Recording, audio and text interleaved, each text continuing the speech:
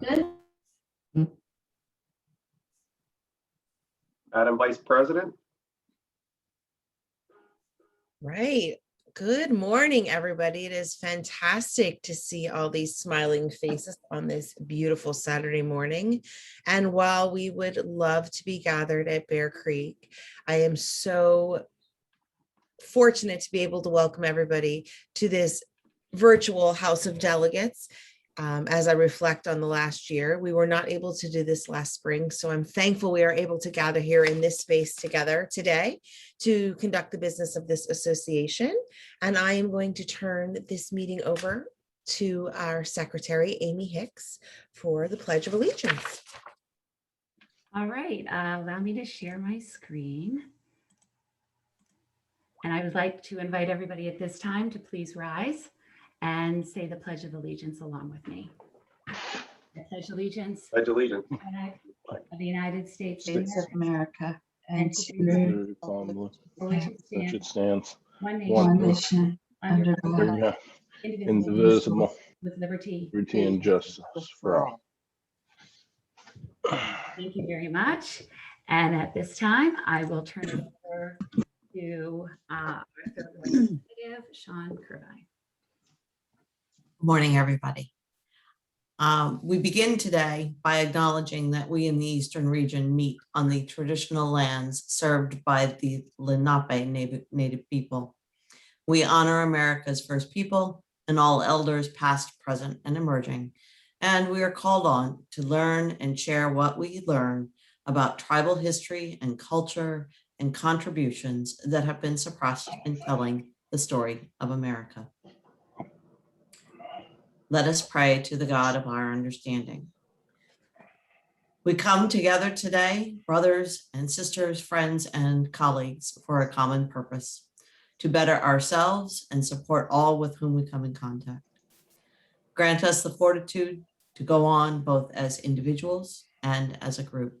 We pray that your help will aid our endeavors and make us better. Bryan? Thank you very much. Good morning. I would like to call this meeting to order. And I have a motion to adopt the order of business with flexibility from Lorenzo Capizelli, Tamaqua, EA, seconded by Mark Spangler, East Penn. Ms. Hicks, are both of those folks here? Yeah. Okay, very good. That is properly moved and seconded. All in favor, please say aye. Aye. Opposed? Aye. Opposed, say no. Thank you. We have adopted the order of business with flexibility. I am now going to turn to our Vice President, Jenna Broadhead, to explain the standing rules and the explanation of communication procedures. All right, so our standing rules for this meeting do appear shortly after the agenda on the document that you should have received in the mailing from Debbie Berniker.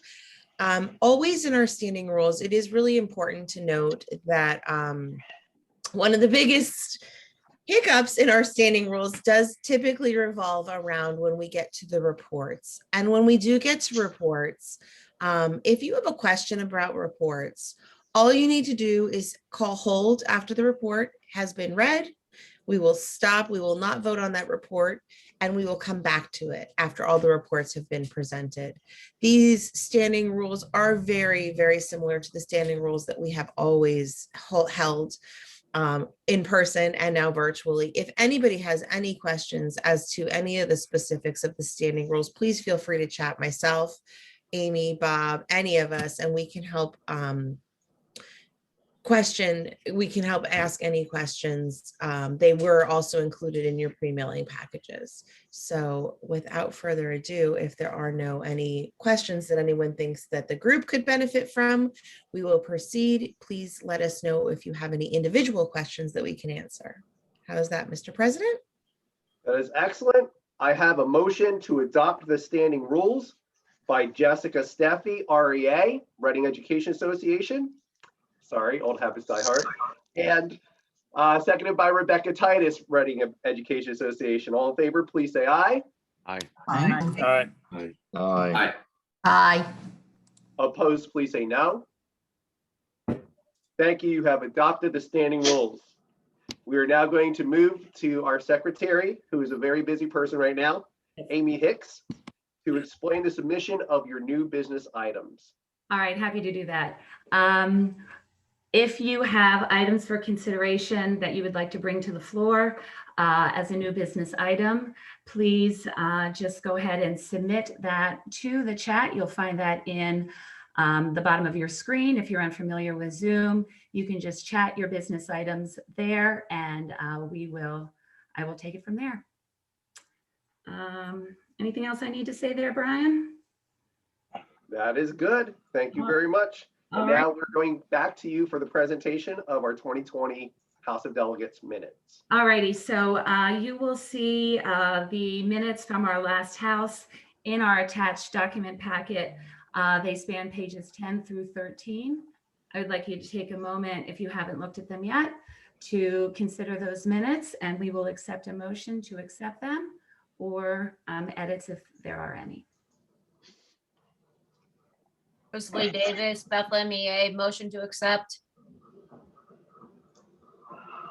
Okay, that's been motioned. Do we have a second? Adam, Kevin Dealey. I was going to say Kevin Dealey Easton, but All right, Okay. Kevin Dealey, as you have it. All those in favor? aye. Aye. Any opposed? All right, the motion carries and the minutes are approved. Sorry, Brian, I think I took over your role there. that is okay. You did a great job with it. All right. So it is official that we have adopted the 2020 minutes from the House of Delegates. All right. Ladies and gentlemen, thank you for being here. Good morning, Good morning. my friends. Good morning. My friends, colleagues, and honored guests, it is my pleasure to humbly present to you my final Eastern PSEA State of the Region address. As we navigate through what are hopefully the final stages of the chaos caused by COVID-19, it is necessary for us to reflect upon and bring to light the inconsistencies and inequities our members have encountered in our quest to deliver a high-quality public education to our students. This global crisis has exposed and exacerbated disparities within our region, not only from county to county and district to district, but even from building to building within the same district. This pandemic has proven that now more than ever, we need strong unions and strong union advocates to fight for the resources all of our members need in order to empower all of our students to succeed. Because in Eastern Region, as throughout this state, we are deeply committed to the success of every one of our students, and we are equally committed to the well-being of every one of our members. In far too many cases, routines are being perpetually disrupted, learning is being constantly interrupted, and connections are sadly being lost, not only over the internet, but both on the personal and professional levels as well. Yet, amidst this cacophony of confusion, our association has remained stalwart in our mission to serve as a beacon for consistency and certainty. We have remained steadfast in our mission to promote the promise of public education for the members and students we serve. We have not and shall never apologize for fighting for the well-being of our members and students. While every single one of our region meetings this year has been held virtually, we have still continued to provide trainings and events in Eastern Region to help foster our members' professional growth. In fact, rather than lamenting the limitations imposed by interactions over the internet, we have instead embraced the opportunities therein. This mindset allowed us to host the president of the National Education Association and the mayor of Los Angeles for our 2021 kickoff back in September.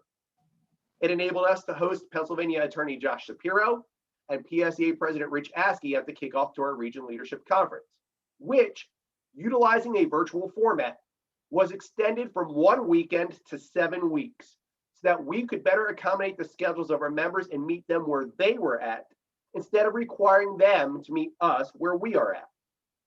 In addition, holding meetings in a virtual format has allowed our region committees, including educational justice, instructional and professional development, member benefits, and retirement and welfare to expand their horizons by reaching heretofore unavailable or inaccessible members and guests while presenting a series of truly valuable and important workshops and seminars.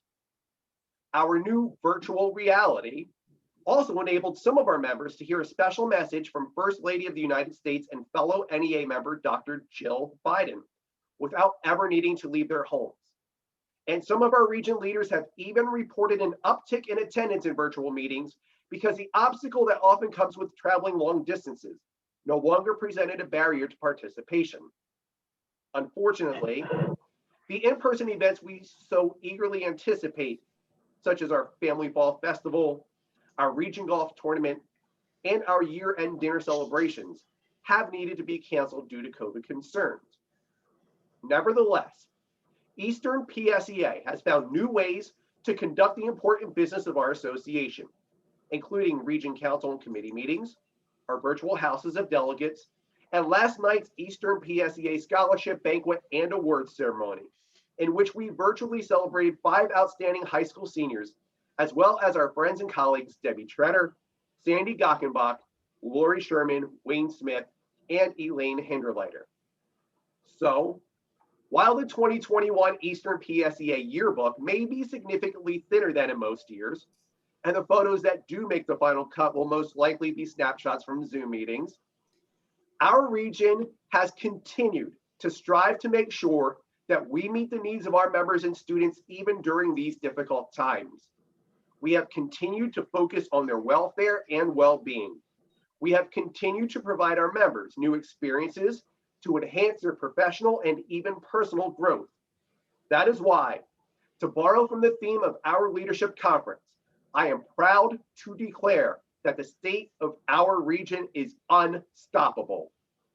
In fact, since 2015, when our delegates bestowed upon me the extraordinary honor of serving as your president, it has been our primary goal in this region to give back to our members and to provide them new opportunities to participate in and feel that they truly belong to our union, while continuing to offer them the reliable and valuable services that they have come to expect. We have streamlined our region bylaws, condensed the number of required committee meetings throughout the year, and tightened up the format of our business meetings in an effort to respect and make the most of our members' time and energy. We have featured student musicians at our live events, from cello soloists to jazz bands, and we've established a scholarship program in order to showcase the students that our members impact and fight for every day. We have hosted and participated in conferences, kickoffs, celebrations, and special events, the posters from which are proudly displayed on the back wall of our region office, in an attempt to get as many members as possible involved in our union. We have revised our logo and adopted the motto and mission of promoting the promise of public education. And we proudly shared that vision on billboards, on radio, and online, because we know that if we do not define ourselves, we allow our detractors to define us. We've cemented our online presence using the uniform hashtag and handle Eastern PSEA, which identifies us on Facebook, Twitter, and Instagram, because we know that by making it easier for members to find us, we make it easier for members to interact with us. We've created the aforementioned Family Fall Festival and implemented the wonderful idea of having a casino night at our leadership conferences, which each year have a different theme, because we know that if our members have fun at our events, especially with their friends and family, they will spread the word about who we are and what we do. We have taken every opportunity to champion and support our members and remind them that they matter no matter who they are, not because they pay dues, but because of what they do. We've even encouraged our committees to team up and join forces so that these amazing member advocates can better communicate and connect with one another. In fact, the cover of my first ever region directory as Eastern PSEA President read, "It is time to get connected." And we have attempted to do just that over these past 6 years, to serve as a conduit to better connect our members with their union, their students, their profession, and each other. For many years, I have had the pleasure of working with the most amazing education advocates imaginable, not only on the PSEA Board of Directors, but especially here in Eastern Region.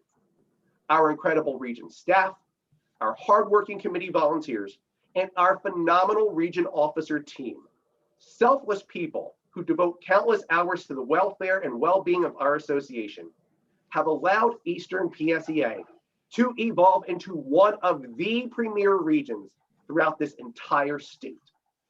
It has been my truest honor to be a part of that team and to be able to join you, our delegates, committee chairs, local leaders, and our guests in our region's journey of unapologetically advocating for the rights and the well-being of the members and students we serve.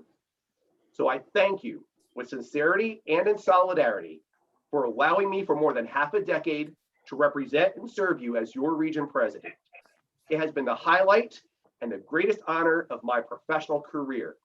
May God bless you, God bless our public schools, and God bless Eastern Region PSEA. Thank you. Thank you so much, everybody. It is now my honor to recognize some of our special out-of-region guests, who will each be afforded the opportunity to share a few words with you. This is a courtesy we always afford to our out-of-region attendees who join us. First, we will hear from PSEA President Rich Askey, who has some other meetings he needs to attend this morning. President Askey, as a guest, you will get 2 minutes to say hello to our members, and as a candidate for office, you may add an additional 2 minutes to share your campaign speech, after which, sir, you are welcome to attend to your other duties. Ladies and gentlemen, Rich Askey.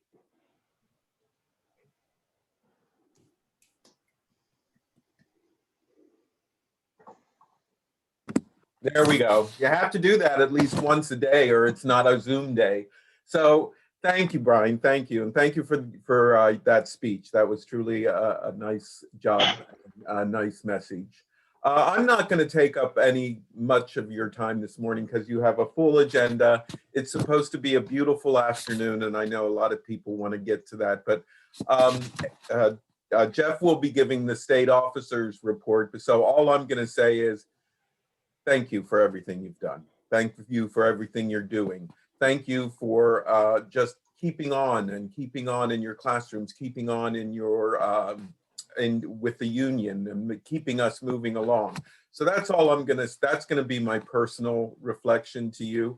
But let me go into my stump speech for the candidacy. So 6 years ago, I asked for your support when I first ran for the office of PSEA Treasurer.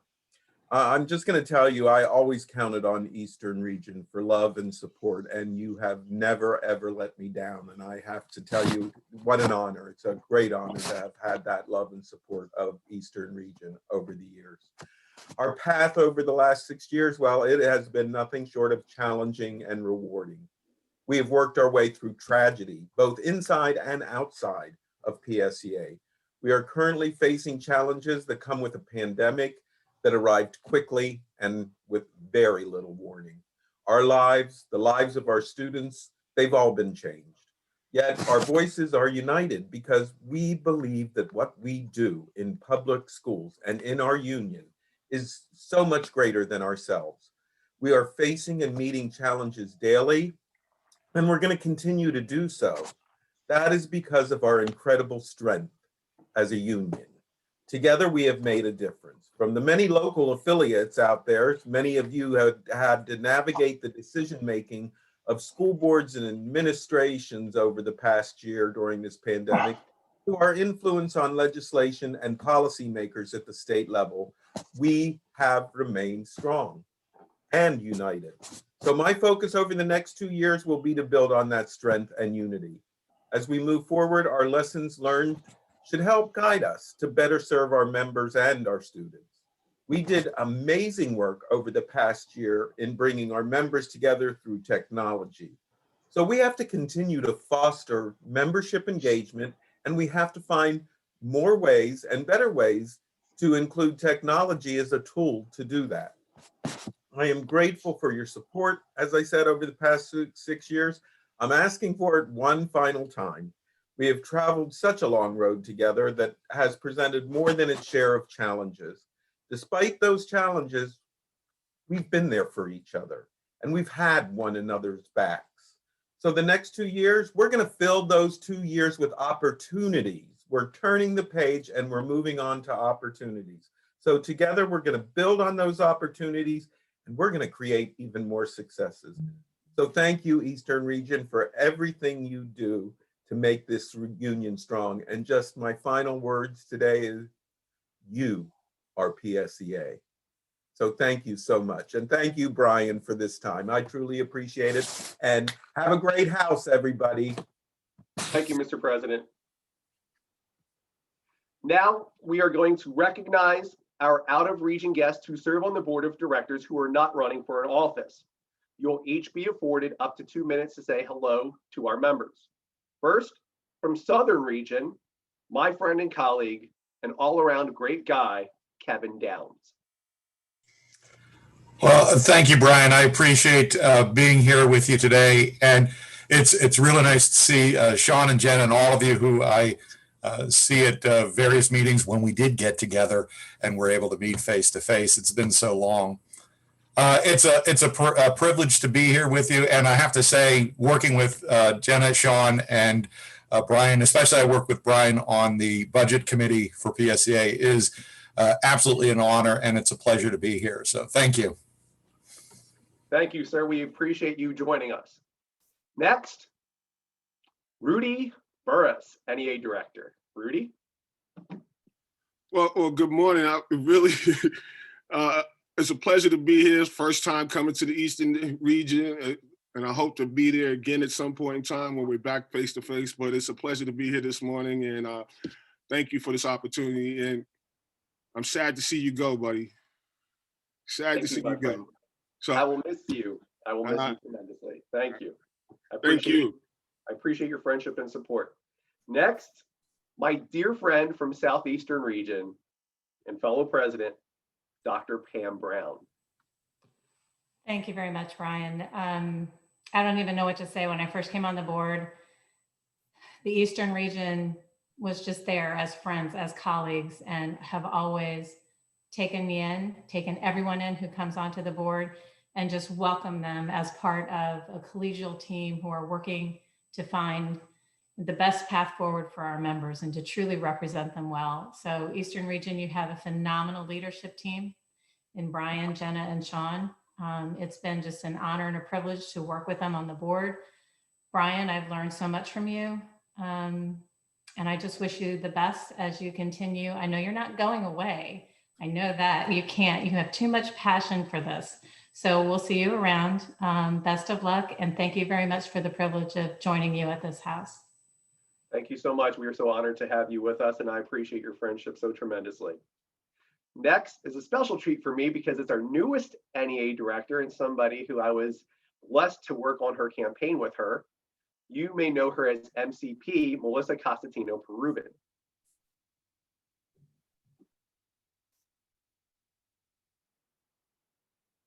No, she was trying to connect. Are you still here, Melissa? There she is. I was muted. Oh gosh.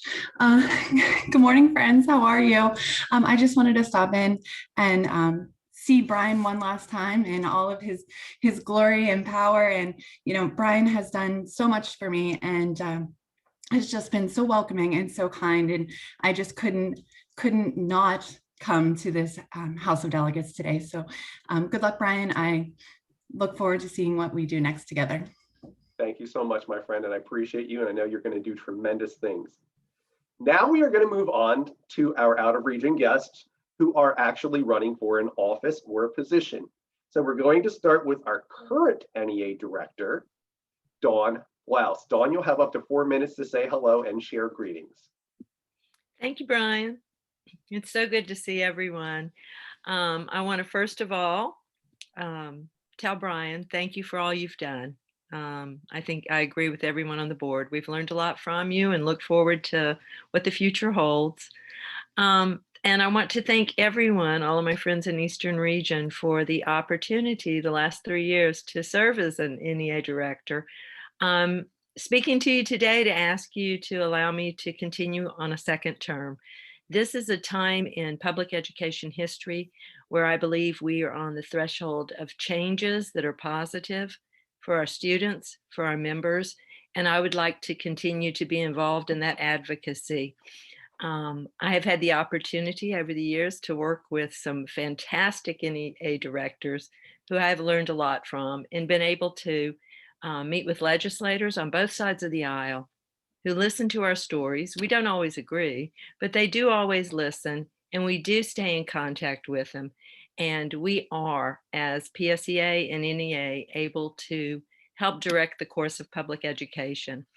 So I would ask that you consider allowing me to continue to do that. I'm a passionate advocate, and I will continue to work hard and share your stories, both on the Hill and in the NEA boardroom, where PSEA does have a powerful voice. We always give them your side of the story, not our side of the story, but yours. And I would continue to do that. Thank you for letting me be here today. Have a great house. I look forward to hearing all the wonderful things you're doing. Bye. Thank you so Thank you, much, Bryan. Dawn. And I missed the tacos on 2nd Street. Hopefully we'll be able to grab a couple again sometime soon. All right, now we're going to talk about some of our candidates for NEA director who do not currently serve on the board, but would like to. And I'm going to start with Maria Bennett. Maria? Hello, everybody, and good morning to everybody. I am President Bryan. I also want to wish you best of luck and thank you for everything that you've done for all educators, for your students. And I know that you will not quit. You will continue on that road. So I'm very proud of you. And again, thank you for having me here today. My name is Maria Bennett, and I am asking for your vote to become an NEA board director. It will be an honor for me to serve at this capacity and represent the members of PSEA. I will be a strong, knowledgeable, and passionate public education advocate, and I will communicate the needs of our members, schools, and students at the United States Capitol. I feel my skill set, experiences, and personal background make me an excellent candidate for this position, and I am genuinely a citizen for these times. On July 2nd, 2008, I experienced one of the greatest moments of my life. This was the day I became a US citizen. You see, I came to America as a child from Colombia. Before I was part of this strong union, I didn't feel the need to become a US citizen. But after attending various PSEA conferences and workshops, I learned that by casting my ballot as local, state, and national elections, I will have the opportunity to have a say in the decisions that impact children. They can't vote, but we can. I wanted to make my voice and my vote count. So I began to study and prepare to become an American citizen and to become a strong public school advocate. As a naturalized citizen, I possess a unique perspective regarding immigration policies, justice, and equity in education. My life, my beliefs, and bolsters my passion for this area of concerns. I can readily share stories with legislators who will make policy choices real and concrete. Over the last 15 years, I have had the opportunity to participate in various conferences where I learned so much about education and the importance of becoming a strong advocate for our members and students. I have attended the minority conferences, PSEA Gettysburg Leadership Conference, Core School, and NEA Leaders for Tomorrow, class of 2010. I was also appointed the NEA to be part of the NEA Paraeducator Training Program, which allowed me to be a presenter and have the pleasure to visit other states on behalf of NEA to help organize. I have also served on the PSEA resolutions and IPD committees and serve as a Mid-Eastern ESP Division Vice President. I was the first to receive the Dolores McCracken ESP of the Year Award, and I am currently the president of my local. I have also represented my region as an elected state delegate to the NEA Representative Assembly for the past 13 years.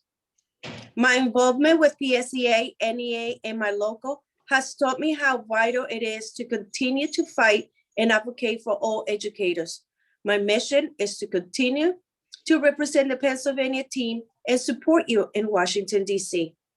Please vote for me, Maria Bennett, because I'm a citizen for these times, and I will be your voice on the national level. Thank you, everybody, and have a good day. Thank you, Maria. And our final candidate for NEA Director, also looking to get on the board for the first time, is Casey Van Wy. Casey? Good morning.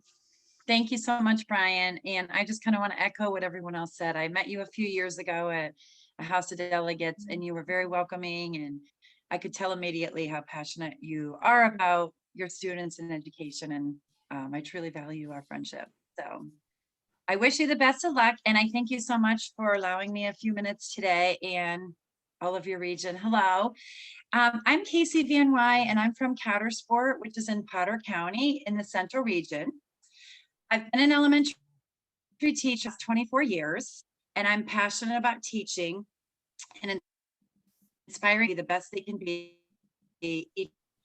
I know firsthand what students in public schools need to help them achieve their goals and education possible.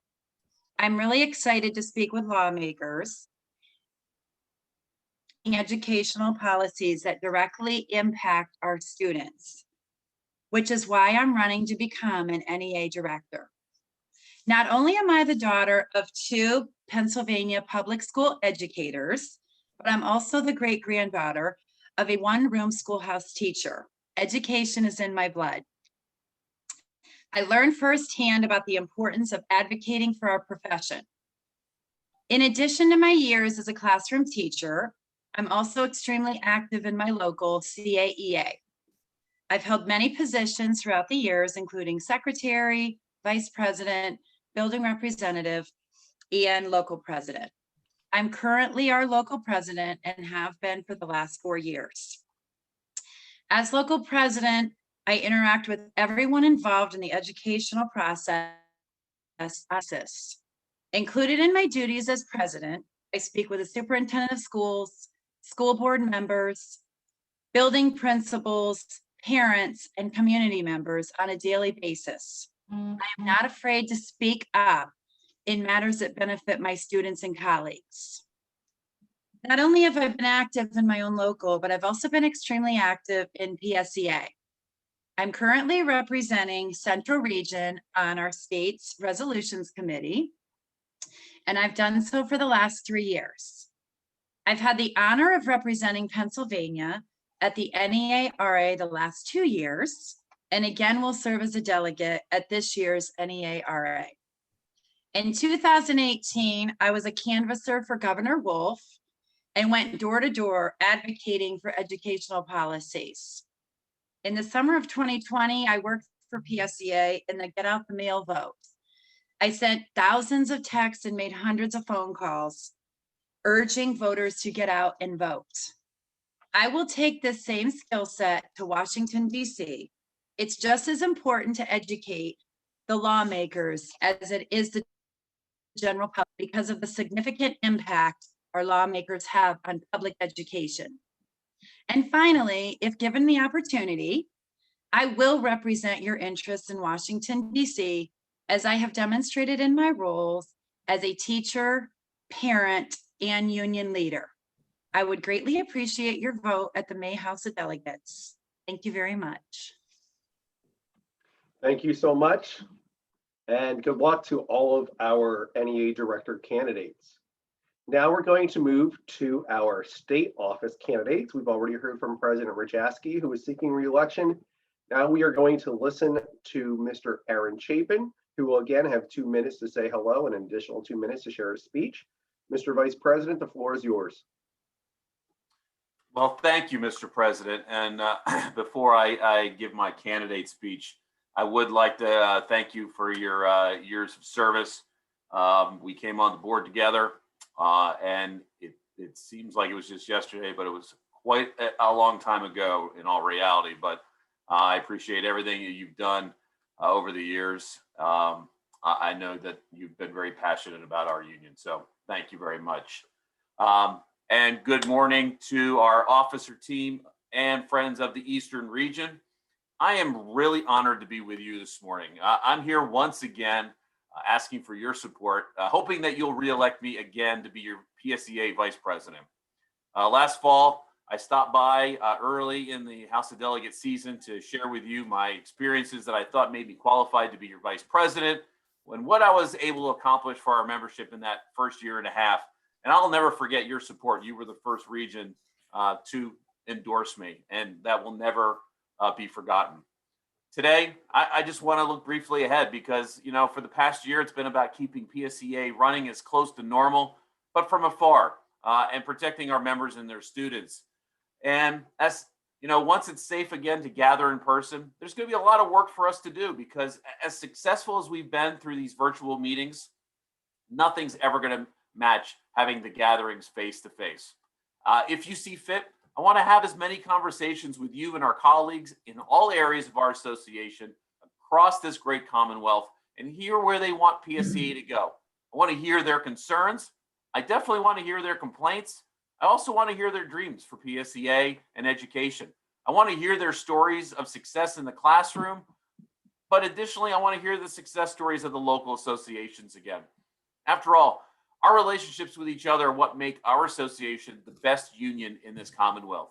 Over the past 2 years as your Vice President, I have been that colleague that our President and the Board of Directors can rely on and assist them in whatever capacity is needed. I've been there to lend them an ear. I've been the state officer that members can call out of the blue for advice and express their opinions about PSEA, or even just because they need a little bit of emotional support that day. Our association needs to keep building capacity. We need to keep fighting for equality and justice for all. Our members need someone who's always going to be in their corner, and I'm going to make sure that that happens. This past year has not been easy. At times we've disagreed on what approach was the best to take, and that's okay because that is the beauty of PSEA. We're a great democracy and we're allowed to disagree because at the end of the day, we all want what's best for our membership and our students. I'm always going to be willing to listen to the differing opinions and ideas and consider them when trying to make those tough decisions for our membership.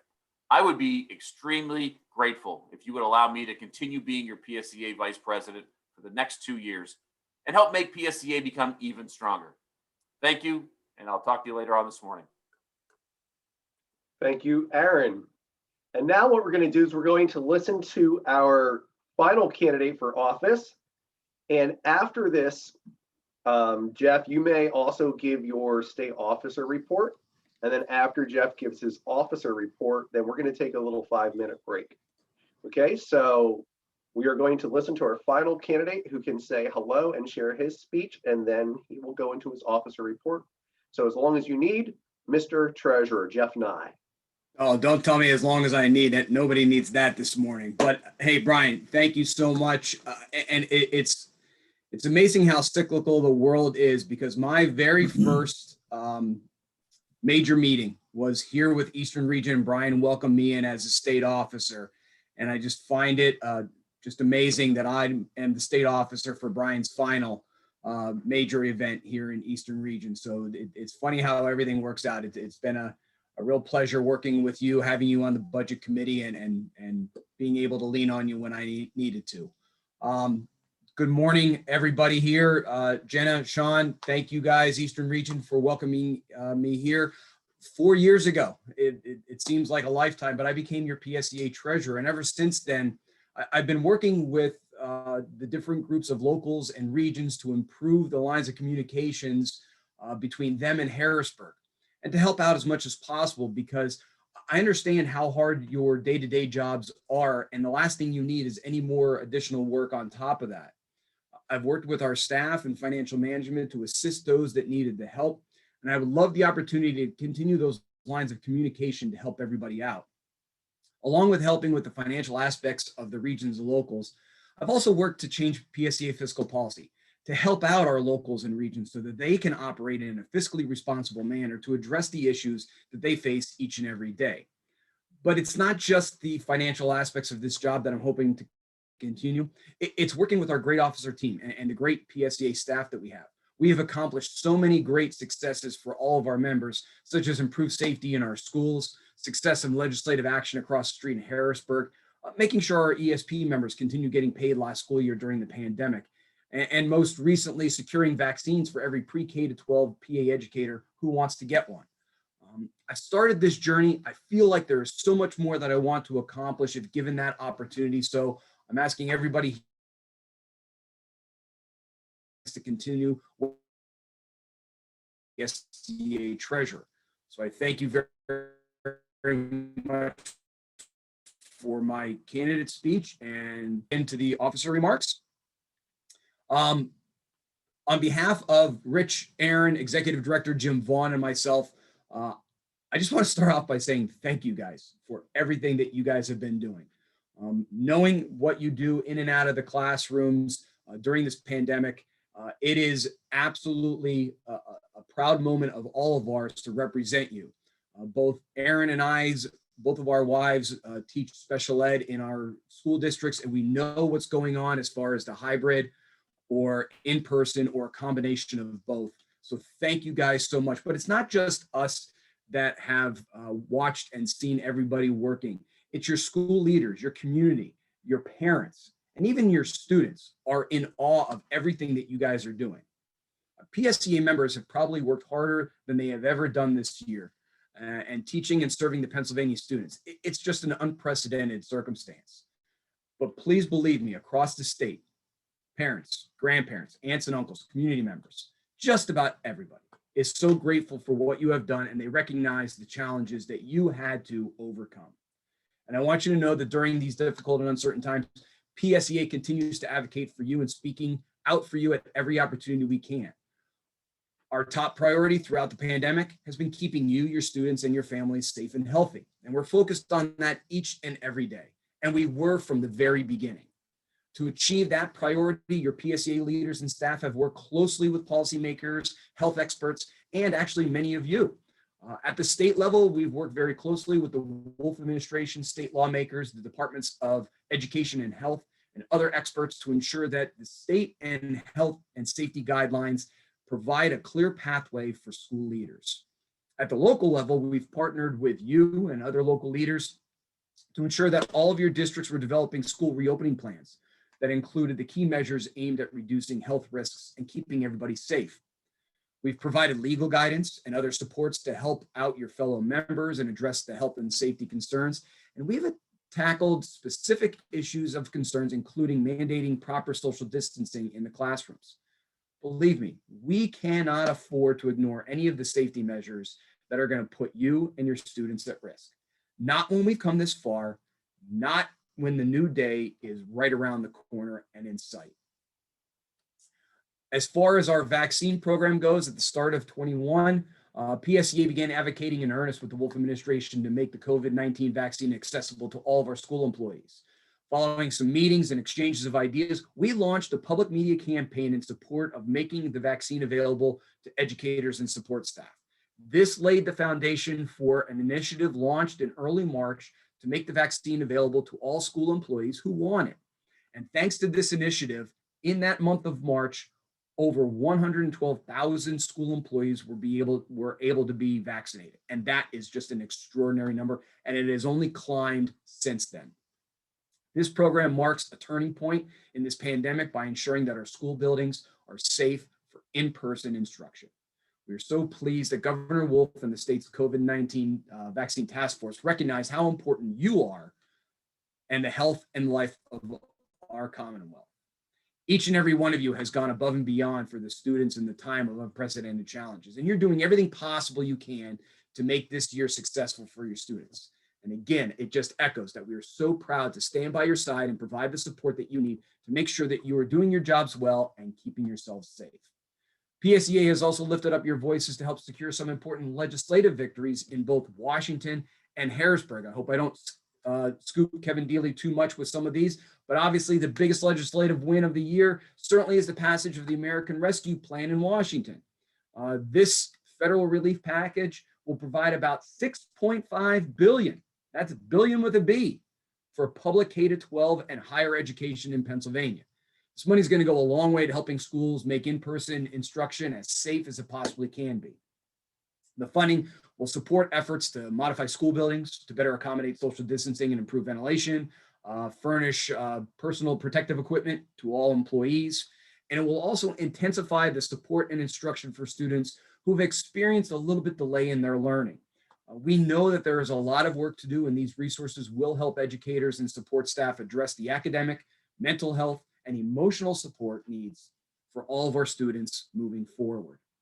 Just as importantly, we ensure that educators and support professionals stay on the job, educating and meeting the students' needs.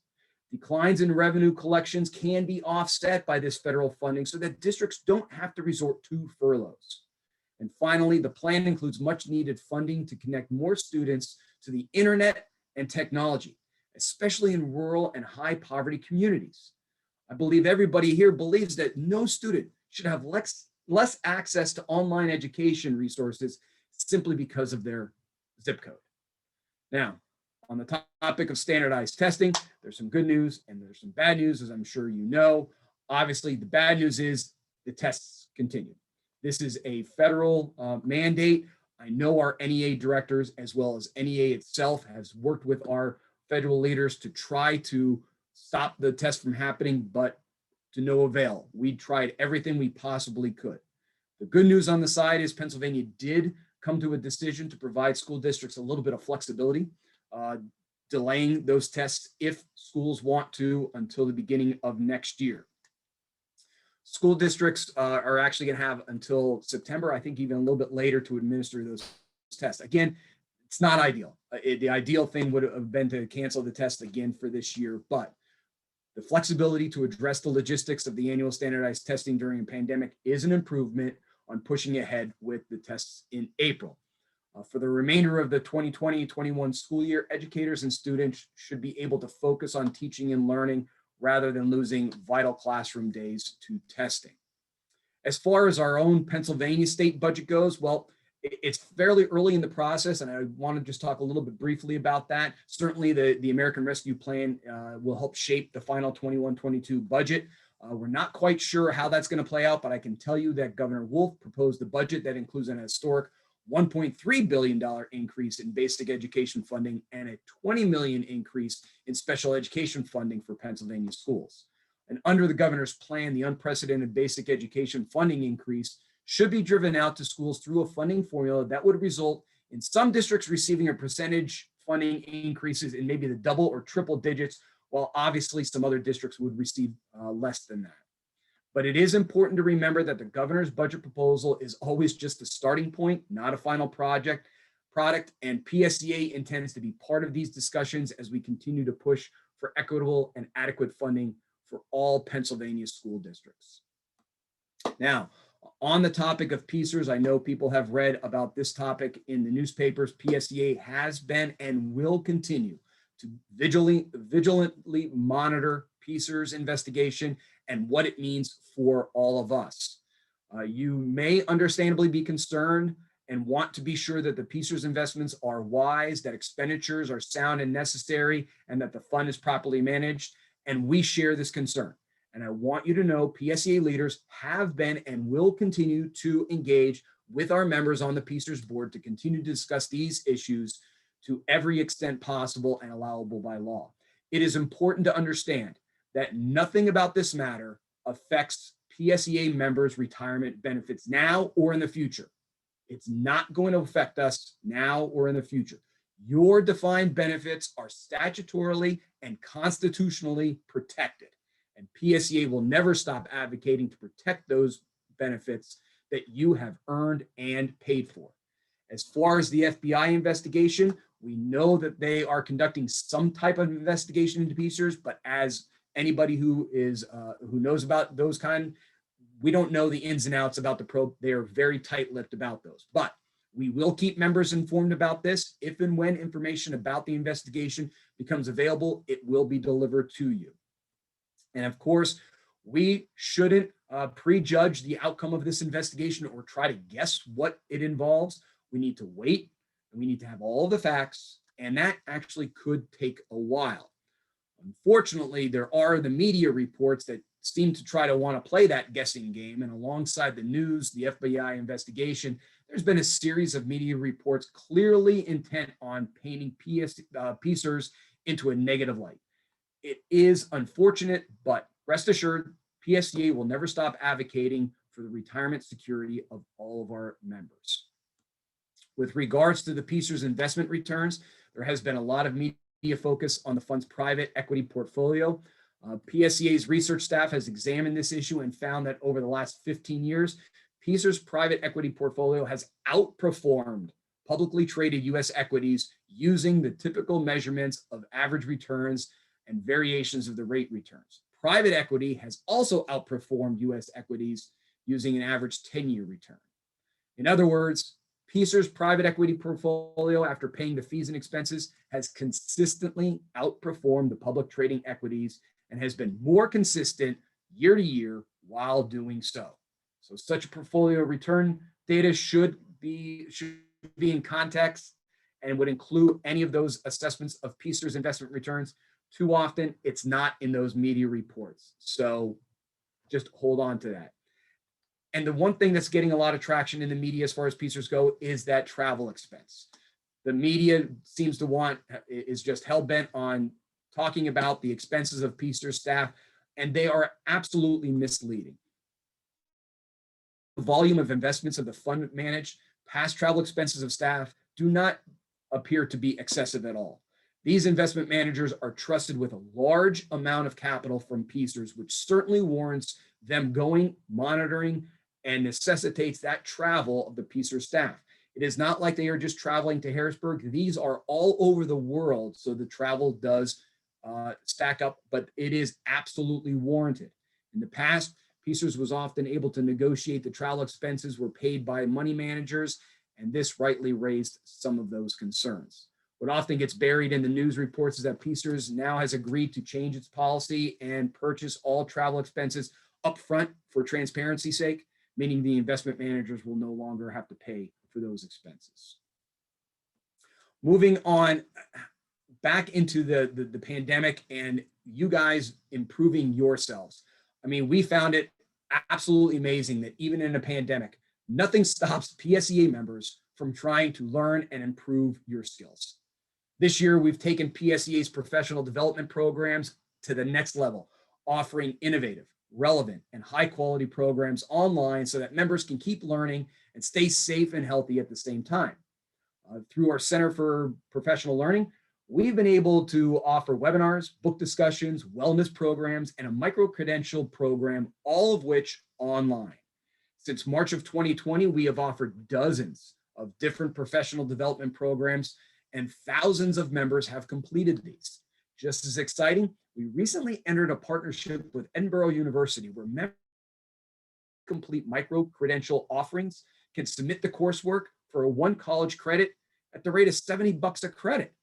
I mean, that's a pretty good deal. So let's keep on learning, take advantage of those terrific programs.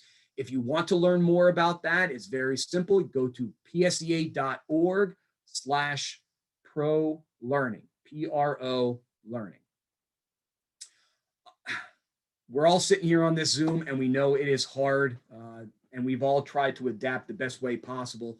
A year ago, we probably wouldn't have even imagined that we'd be doing these meetings from your homes or your kitchens or your backyards. And as I'm sure everybody agrees with me, we miss seeing each other in person, just like we miss seeing the students in our schools every day. But we've made it work and it's working very, very well. So in addition to holding these region houses of delegates virtually, We are going to have to do the business of our association at a remote State House of Delegates in May, just as we did in December. Yes, there were a few glitches with the technology in December, but we have sidelined Shindig. We are moving to a different platform, and we are absolutely confident that the new platform in May will go very, very smoothly. Members will be able to propose new business items through an online new business item office, and we will discuss and we'll actually vote on them right there at the House. No more delaying it or referring them to the board of directors. We're also going to hear key report PSEA members' incredible work. And Rich has even promised us a very special guest. I mean, he hasn't even told Aaron and I who this special guest is, so it must be big. So stay tuned for more information at the May House of Delegates and how that's all going to work. And we hope to see you there, even though it's going to be from your homes when we do so. I'd like to conclude by reminding all of you that PSEA is only as strong as the members who belong to it. And obviously, with the dedication of everybody here today, that's all of you and the members that you represent back in your schools. Everything we have accomplished has been hard-earned thanks to your work and the work of the PSEA brothers and sisters that we have. We have a large part to play, and together we are going to tell a compelling story about you and the difference that you make in the lives of our students every day. We are going to continue to lift up your voices, make sure that they are heard loud and clear. We will meet those immense challenges this year that presented us, and we will do what is right for our students.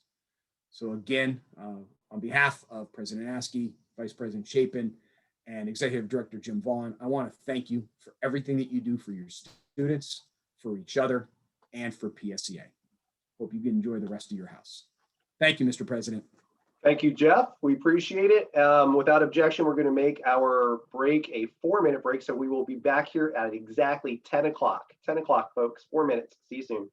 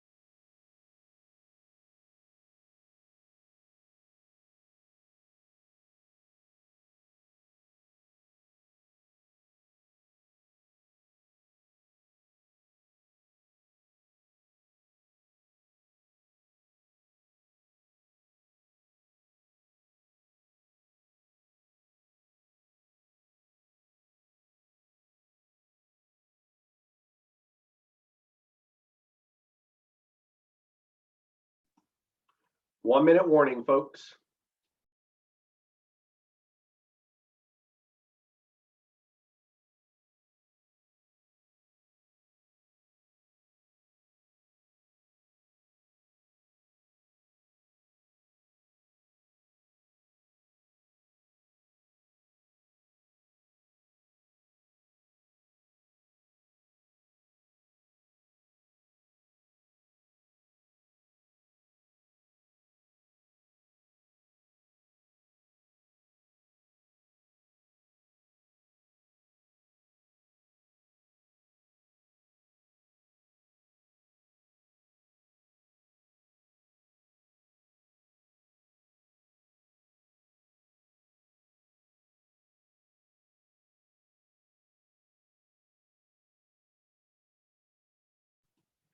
Okay, ladies and gentlemen, it is 10 o'clock. Thank you. So here's what is going to happen at this point. We are going to go ahead and listen to officer reports as well as the report of the NEA director and staff report and legal report. If you have questions, as Jenna talked about, if you have questions during the reports, just please either type hold in the chat or just you can say hold so that we hear you. All unheld reports at the end, we will adopt all the unheld reports, and then we will go back to whichever reports were held, if any are held. Each officer and person speaking will get up to 5 minutes to speak. Obviously, we have flexibility. If you need more time, we can do that, but we'll have basically up to 5 minutes to give your presentations for each report. So we will start with the report of our esteemed treasurer, Mr. Adam Serafas. Adam. Thank you, Mr. President. Good morning, everybody. Contained in your packet that was emailed out earlier was the treasurer's report, and it was simply the budget that we had approved for the 2020-21 school year. The budget itself had a total expense of $100,920. And I'm going to share my screen right now and show you an Excel file. To date, since September 1st, our region has spent $3,226.91. So we sit right now at spending approximately 3% of our total planned budgeted amount. If you go back to 2 years ago for a normal year, quote unquote, at this time of year, we were about 55 to 60% in terms of what our total expenses were. So we are obviously very well off in terms of a financial standing, and we will have some expenses coming out soon from the Region Scholarship and Awards Banquet that we held last night. With that, that is my report. Thank you. Moving on to the report of our third representative. Good afternoon, morning, it's still morning. Good morning, everybody. My report stands for itself. Okay, thank you so much, Sean. I appreciate that. Let's move right on to the report of our vice president. Good morning again. I just wanted to take a minute and share with you my process as I was completing this report.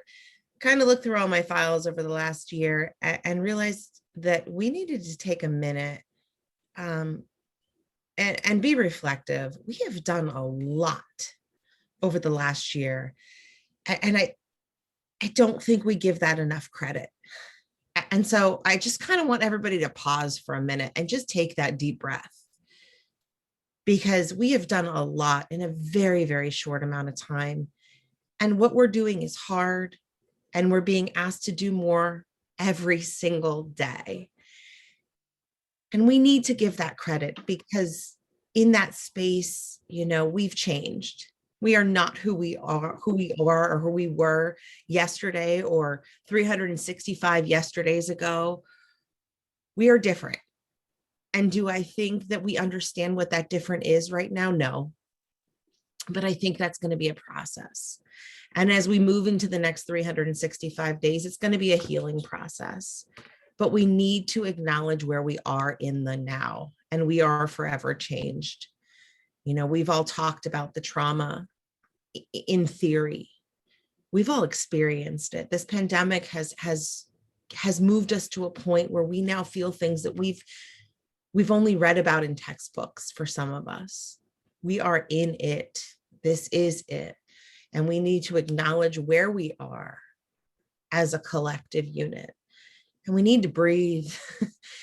And as we move into some of the most difficult moments of a school year, which I call the last 30 days of it, we need to remember to breathe, but we need to remember that this summer is going to be ultimately important to rest and recharge and re-energize and say no. Say no. It's okay. Read the book, take the walk, ride the bike. Say no, because we need each other now more than we ever have. Because those little 5-year-old faces or 18-year-old faces or 22-year-old faces, they need us more now than they ever have. And we need each other more now than we ever have. I want to highlight the work that we've been able to do through our RCPE. And it's timely. We have been very fortunate to bring Dr. Angel Acosta into our region virtually. Now, I've only experienced time with this gentleman in a virtual setting. I can only imagine what it's going to be like to be in the same room as him one day. Dr. Acosta and Dr. Ruiz from Columbia University joined us virtually. They presented a session on contemplating 400 years of inequality. I got the feels. I left with the tingles, and those tingles stayed with me for not just a day after the training, not just a week after the training, but they're still there. Dr. Acosta is rejoining our region on Monday in a session, and he's really going to focus on teacher longevity and how we stay in it, because every day is harder than the last. And our plan is to really work with Dr. Acosta in this partnership into the next school year. Fingers crossed, this time next year, we can do some stuff in person with him and really experience what it's like to be in the same room and share the same space with him. If you've not registered, registration is closed. I don't care. Send Debbie Berniker an email, get your name on the list. It is Monday. Take an hour and a half of self-care on Monday night from 6 to 7:30. Spend some time with each other. Spend some time with Dr. Acosta. I guarantee you, you will not regret it. You will feel good afterwards. And, you know, I'm looking forward to this time to spend with him in healing, because that's where we really need to focus our attention. So I'm excited, but please just take some time and breathe, because we're going to need it. So that is my vice president's report. Sorry, I got caught up in the moment, but I felt like I needed to go there. Thank you so much, Jenna. Now we're going to move to the report of the field representative. Unfortunately, Terry Burnett cannot be with us, so we're going to turn it over to Steve Cholish. Steve?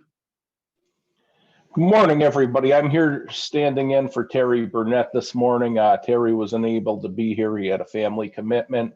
Like many of you, the staff is eager to get to the finish line of this unusual 2020-2021 school year. Okay. You know, it's been difficult on all of us, but as the staff, you know, we've made it work this year, you know, and as we reflect on the school year, we have a lot to celebrate.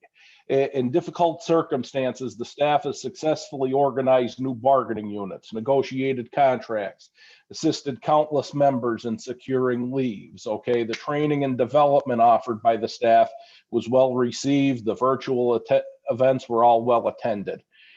Like you, the staff continued to work with our members to do the business of the association.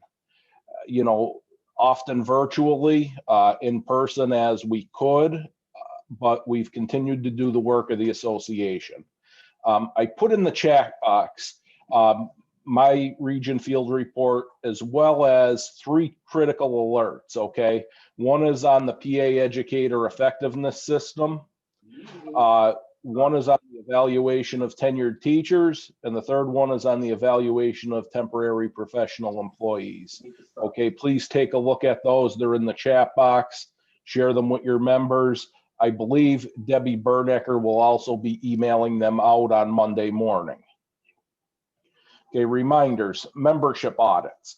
All locals need to be auditing their membership rosters. At a minimum, those who are bargaining in 2021 should complete a membership audit. They're necessary to ensure that we're accurately accounting for all members and non-members, okay? If you need assistance with that, please contact your UNISERV rep.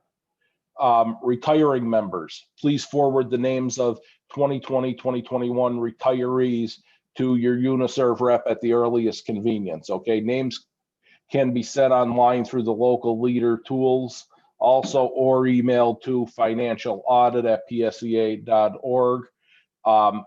Normally, I just have my presidents send me the retirees and I pass them along. That seems to work well for my cluster, but contact your UNISERV rep and they will get those names to the right place. Okay, this year, like I said, you can see in my report, the number of active negotiations and the number of settled negotiations this school year. Okay, communications. Okay, please share any stories of members going above and beyond with our region advocacy coordinator, Tiffany Dollar. Okay, like Brian said earlier, we need to define ourselves. Okay, sending stories of the good things that our members are doing, the things our members are doing to go above and beyond only helps with defining our narrative. Okay, and that is my report. Thank you very much, Steve. We appreciate you filling in. Now we're going to move to our outstanding legal counsel, Jessica Stewart. Jessica. Hello, a couple of announcements. The changes to the teacher evaluation system that were part of Act 13 passed in 2020 state that the current evaluation system will expire on June 30th of this year, 2021, and the new evaluation system will kick in for the upcoming 21-22 school year. Among a lot of differences, the new evaluation law reduces the impact of test scores. It prohibits a cap on the number of distinguished teachers, and it aims to reduce the impact of poverty on teacher evaluations. There is an advisory summarizing those changes that's attached to the RFD report. One thing I wanted to note that we've been having come up recently, if you do not remember anything else that I say in my report, please get this message back to your members. If you suspect child abuse, please err on the side of reporting. If it turns out to be nothing, these cases are sorting themselves out very well. But the stakes are very high in these situations. And as you know, mandated reporters can be criminally charged for failing to report, and the children are counting on it as well. So please get that message back to members to emphasize that. Okay, two major Supreme Court of the United States updates involving PSEA or a school district in our very own Eastern region. The first one is the Diamond versus PSEA case, which unfortunately remains ongoing since the plaintiff recently petitioned the Supreme Court to hear that case. This is the case in which PSEA was sued under a theory that the Janus case, applying to fair share fees, should be applied retroactively, and that PSEA should not have collected fair share fees even before the Janus case was decided. PSEA has asserted a good faith defense, essentially that we immediately stopped collecting fair share as soon as Janus was decided. And the Third Circuit ruled in our favor. And we now await a decision from the Supreme Court as to whether they will accept certiorari on that petition. And second, this is my Tim Carney part of the report. Tim, I know you're following this. Student First Amendment speech out of Mahanoy. And this is a very significant case. It's only the fifth student speech case since the 1969 Tinker case, in which students were protesting the Vietnam War with the black armbands. And in this Mahanoy case, there was a cheerleader in the Mahanoy area school district who posted a profanity-laced Snapchat while she was off campus and during non-school hours. The district suspended her from cheerleading, and the parents sued the school district on her behalf, alleging that the suspension violated her First Amendment rights. The Third Circuit took a completely hands-off approach to student speech that occurred off campus, and found that the district could not discipline her or students for any speech that occurs off campus during off hours. And a lot of different entities have filed friend of the court briefs with the Supreme Court, including NEA, and the arguments for this case occur this very week on Wednesday, April 28th at 10 a.m. And they will also be posted on cspan.org for anyone like Tim and I who will view those. This concludes my report. Thank you so much, Jessica. We appreciate it. Filling in for NEA Director Stephanie Tolles is going to be our former NEA Director, Kevin Deely. Kevin? I'm still an NEA director, Brian. I'm just not Our here. former NEA Director. I apologize. I'm just teasing. Well, it's good to see everybody, and it's always great to be back in Eastern Region with all of my brothers and sisters here. So greetings from Washington, D.C., and I also want to send greetings from Becky. She texted me the other day. I was telling her I was coming in here, and she just wanted to send her love and thank you all for your support, because of she's been going through a lot lately. If you don't know, her mother passed last week. I think the funeral was last week. So it's just been a really tough time for her, but she's had the love and the support of PSEA members like yourselves. And she just wanted to let you know that she's thinking of us all. So for a legal update as well, I'm going to follow off of what Jessica just said a little bit there. My report is on page 24 of the book. If you're following along, it's single spaced and it's long. So I'm just going to get to the highlights here. So these post-Janus cases that Jessica was talking about, there are dozens of those. And NEA has been able to fight back on just about all of them. So most of them are asking for retroactive dues paid. They're asking for legal fees, etc. And they've been denied cert in many cases. So meaning we're looking pretty good. And with this Diamond case, if it goes any further, it doesn't look like it's going to do us any damage. So we've won every single one of those, even on appeal, which is fantastic news. Let's see. Okay, so for dues increases from NEA for next year, we're looking at very small increase of $2 for EA members and no increase for ESP members. That is really good news. The RA, I know we're all very excited to go to a virtual RA again this year. And I heard Shindig might be the platform. I'm just kidding. It's not going to be Shindig. There was an issue similar to what happened to us last year with Shindig in Illinois. So Illinois used Shindig, and the exact same thing that happened to us at our House of Delegates happened to them. They lost connectivity. The CEO of Shindig had to get on and apologize the next day. We had the same exact thing happen. So no, we are not going to be using Shindig. Our NEA Board of Directors is meeting next week, and we should be discussing the new platform. But there are several standing rules changes for the RA that you really should look at. So take a look at that. I'll summarize for you. We are going to have debate. So we set aside 2 hours each day over 4 days for debate. How is that going to work? We'll see. But the standing rules have been modified. So you have to submit any new business items to the RA back in June.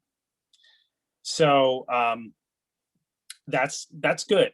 We'll be able to iron out all of the details, the costing, any kinds of amendments that are needed. Everything will be posted for your consideration before the RA, and any modifications and amendments that might be put in can be put in before. So they're not going to be modified on the floor necessarily.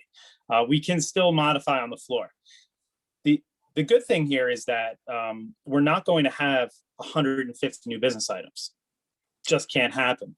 And anything that we fail to complete by the end of the RA business, those 4 days, those 8 hours of business, falls to the floor. So that essentially means done, not going to be considered, not going to be referred to a board committee or anything like that. It just goes away. And that's really good, because if we were to try to refer 100 new business items to our committees for NEA, people could throw in anything that they wanted to a new business item, and it would have to be adopted. So because it falls to the floor, we don't have to worry about having to adopt something that the RA does not want. Let's see, we're also going to have at least 1 hour of debate each day on legislative amendments and policy statement amendments and resolutions. Let's see, we'll get more information about when you have to submit, but I believe June 15th was the date. We have like 4 NEA directors here. So Rudy, you're nodding your head. Okay, good. In terms of standardized testing, I know we continue to lobby for a moratorium. There's some issues with that politically. The president is in favor of standardized testing. The chairman of the House Education Committee, Bobby Scott, is in favor of standardized testing, and Secretary Cardona is now as well.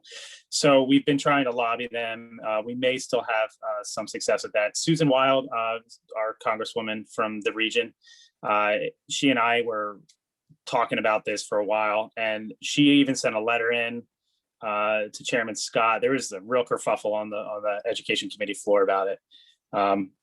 Shouting even. So it was kind of interesting about this issue. So there are a lot of people who take it seriously.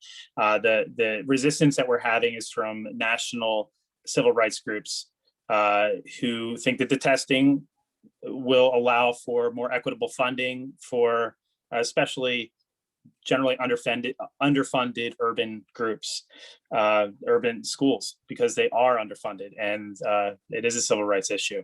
But I don't think the testing is the answer. And Jeff did comment on this already, but I'm just going to add the historic nature of the, what's it called again? The American Rescue Plan, and the amount of money that is giving to public education across the country. It's unbelievable. It's nearly $1 trillion. So we have $500 billion dedicated to K-12. Well, 170 billion K-12, and then for higher ed as well, but job protections of getting up to $500 billion to make sure that we are prioritized in terms of our work, to do work over the summer, to help continue the education of our students. So this is amazing, and it enjoys bipartisan support. 73% of Americans agree with the American Rescue Plan. And this also helped President Biden float up there. His approval ratings have never dipped below 50. The former resident of the White House never got to 50%. So that's telling us something, isn't it? So anyway, it's my pleasure to still be out there for you on the Hill. And if you have any questions, you know where to reach me. I'm glad to see you all again. Maybe I'll see you again next year. Thank you very much, Kevin. We appreciate you. Thank you. We are going to, well, no, we're not going to do that yet. I'm going to entertain a motion from Joyce Thompson, L-Tri-C, and a second by Elaine Hinderleiter from Schuylkill Haven to accept the reports of the officers. All in favor, please say aye. Aye. Aye. Aye. Opposed, say no. Thank you. We have accepted those reports. We're going to move to our secretary for the validation of delegates and credentials, Ms. Hicks. Ms. Hicks. You're on mute, Amy. It's okay. I thought I hit unmute. All right, I have that information for you all here. Participating as delegates today. From Berks County, we have 13 total delegates from a total of 5 locals. From Carbon County, we have 3 total delegates from 2 total locals. From Lehigh County, we have 7 delegates, 4 locals. Northampton County, 12 delegates, 6 locals. Schuylkill County, we have 3 delegates, 2 locals. This brings us a total of 19 locals with 38 total voting delegates. We have 18 special guests joined us today with a total people in attendance of 56. And that concludes my report. Thank you, Amy. So now we're going to move on to items for consideration. And if you guys will bear with me, since we have some flexibility, we seem to be rolling along and I like the pace of the meeting so far. So depending on how long it takes and if there's any discussion afterwards, we might just skip that 5-minute break afterwards and just go right all the way through the county president reports. I just want to give everybody a heads up, but we're going to obviously take the pulse of the room and see how things are going. That said, I'm going to be doing the first presentation for items for consideration.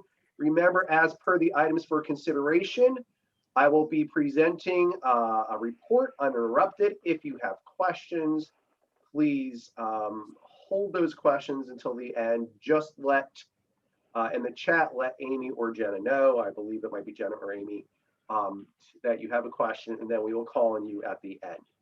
This is probably the most thoroughly reviewed change of bylaws ever because we were going to do this at the 2020 House and you received these back in 2019. We discussed them again at the last meeting we had and now we're talking about them now. So let me do this. Okay. So let us do this then. Let us go over the changes. Again, this will be voted on today through new business after consulting with PSEA Legal because they are bylaw changes and not constitution changes. They can be voted on as any other new business item would be voted on. So the first change you're going to see is section 7 underneath article 2, just changing president and secretary to the region president and secretary, getting rid of the words of the organization.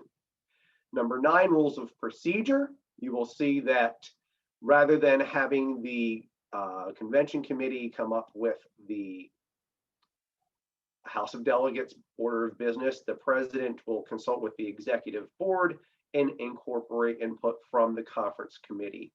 This is how it's traditionally been done, and it takes all the onus away from the convention committee, which would not necessarily know all the different committees that would need to be placed in this agenda as you see it today. Moving forward, I'm going to try not to go too fast here. We're going to get rid of having the secretary cast the ballot. This sometimes presents a problem, especially when the secretary might be up for a position. So if there are no contested elections, we will simply have the nominations and elections chair declare the nominee elected by acclamation. Moving on, adding a duty for the president. President number 9 shall coordinate with leaders and governors and staff initiatives and ideas to promote the region and encourage member involvement. And number 10 shall be the primary governance representative in matters regarding or involving Eastern Region. Again, this is simply a clarification of the duties that are already being performed. Moving on. I apologize. Sadie wants to be part of this meeting today. I am in her room. She keeps reminding me. Article 8, standing rules. We are looking to combine, as you know already, combine our convention committee and our LVC committee since it has been chaired by one person. Both have been chaired by one person over the past few years. We are looking to create what we call a conference committee. And so we were going to talk about that in just a minute. Membership for committees. Over the past 6 years, one of the things that I have found often is it is very hard to get representational committee representation based on percentages. So the region president actually, as has been the case, just provides all members with a notice of the opportunity to volunteer to serve on region committees. And we try to then, after we have people say yes or no, then figure out how to make them balanced. Okay, we are going to move on. just some grammatical changes. Again, conference committee instead of conventions committee. Leadership Development Committee, again, we are going to get rid of leadership development as a committee here. Leadership development will still exist at the state level, and it will be encompassed in the conference committee. And I will not read all that to you. You have had the opportunity to read these, but pretty much what we're going to do is we're going to have a conference committee where members can decide. Somebody is not on mute. All right, but that's okay. Just so you know, somebody is not on mute here. Conference committee, just so you're aware, what we're going to do is we're going to have the conference committee because sometimes they want to serve just at the region level, sometimes they want to serve just at the state level, sometimes they want to do both. This language now gives the opportunity for the chairperson of that committee to survey the members of that committee, decide who wants to do what, and then assign them accordingly with involvement from the executive officers. Again, if you would like to look at that, that is in your packet. I'm sure you've looked at it before. I will not go over the whole thing, but that pretty much sums it up in a nutshell. Moving forward, we are getting rid of PYEA in our bylaws because PYEA no longer exists. Student PSEA is the only thing that exists at this point. Again, changing the word committee to board, just for clarification purposes. And then, of course, getting rid of convention committee because now that also falls underneath conference committee. Credentials committee, no sense in meeting twice a year because the region house only happens once, usually a school year. So there's no reason for it to meet twice. And the rest is just basic numbering and changes. And then the adoption, we have to let everybody know, of course, the adoption is going to happen after we vote on it, but it also has to be approved by the PSEA Board of Directors. And that, ladies and gentlemen, is the item to consider for the changes to the bylaws. Amy or Jenna, do we have any questions? Okay, seeing no questions, wonderful. We're going to move right along to Teresa Flood and company to talk about the Equity Task Force recommendations. Go ahead. Thank you, President Sanguinito. We are actually going to start with our task force chair, Vice President Chapin. I ask you to please be patient as I'm dealing with laryngitis, but could not give up the opportunity to speak about something that I am so passionate about. Rudy Barris is also here, part of the task force, in case I need his support. Thank you. Aaron? Well, thanks, Teresa. It doesn't sound like your voice is any better since Thursday night's presentation, but I'm so happy that you're trying to give it a go. I know how you feel about this work. And thanks, Mr. President, for giving us this opportunity at your busy Region House of Delegates to go over this important information. You know, all of the events that have happened over this past year, from the effects of COVID on our communities of color and the Black Lives Matter protest demanding equity, fairness, and the right to be valued and seen, they've shed an immense light on the need for everybody to examine their biases and actively work to create a more just and equitable world. And this is being, all across the country, this is being demanded of institutions and organizations, and PSEA is no different.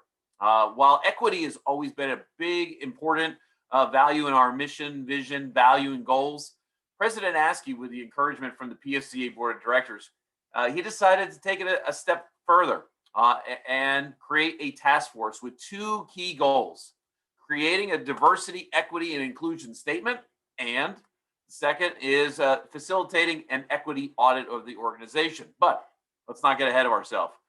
First and foremost, it's to pass a draft of PSEA's first diversity, equity, and inclusion statement.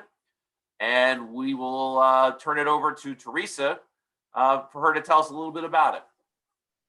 So the DEI is vital to creating and maintaining a successful workplace, one founded on the principle that all people can thrive personally and professionally. It's important that our members fully understand each component, both individually and how they work together. First, courage over comfort. It's doing what needs to be done, even when there are risks.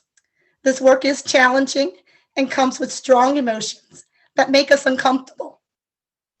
We are calling on you to have these difficult conversations with your peers, students, and administrators when they witness individual, institutional, and systematic racism. Second, respect and empathetic listening. Deeply listening requires an open mind, empathy, and is without judgment or our own agenda. It's about finding compassion and connection and truly seeing and hearing the other person. We hope this leads to a more humanization of that which we do not understand. Third, fostering personal growth and learning. Support for our members will include training on the social emotional competencies that are needed for having these hard, honest conversations about racism in all PSEA spaces. We are asking you to be engaged in the trainings and learning opportunities for growth in the areas of equity and inclusion. While we understand this work will not happen overnight, we want everyone committed to increasing their knowledge and capacity for understanding. Fourth, advocacy. PSEA is committed to an organizational culture that understands the historic roots of structural racism and its legacy of injustice. We commit to actively and continuously educating our members on the necessity of full inclusion and equity. Our action will be to work on recruiting more Black, Indigenous people of color. We need more leaders and role models for our students and this organization, and then we need to include them. The mindset has always been to avoid talking about diversity, equity, inclusion. We didn't want people to feel uncomfortable. Right now, the call to action is about understanding how to navigate that discomfort and how to use that to elevate this organization, which I'm so proud to be a part of. It's about doing the important work that is long overdue and becoming inclusive and equitable. The truth is, if PSEA does not implement this work, then we have failed in our responsibility to advance equity, racial, and social justice. The time is now to make that change. We need to do the right thing and stand together as one association to support the DEI statement. I'm asking all of you, my union brothers and sisters of Eastern Region, to stand in support of the diversity, equity, and inclusion statement. Aaron? Thanks, Teresa, and I'm glad you made it through it. Good job. This statement really is just the beginning of our journey. We have a lot of work to do to advance the equity, racial, and social justice in PSEA, but also in our schools and the communities we live in. This is going to be a living document. It's going to grow with us, and it will be presented at the PSEA May House of Delegates. So in just a few weeks, it will be there as a new business item. And we're very excited not just to share it, but ask for your feedback and your ideas about how to make it into a practical reality. I do want to thank our task force. It's made up of 12 PSEA members from across many different swaths of our organization. They have put in a lot of hard work, and we've had a lot of tough discussions since last fall. But I need to thank them for their great efforts. Several of them are here with us today. And again, thank you, Mr. President, for giving us some time to talk about this. And I hope you will consider it at the upcoming House of Delegates. Thank you very much.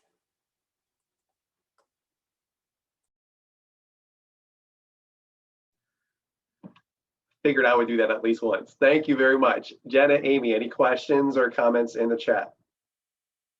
Okay, then, without objection, to keep the flow of this meeting moving, I would like to go ahead and skip the break and just move right on to the next section. Are there any objections? Seeing none, let's keep on rolling, folks.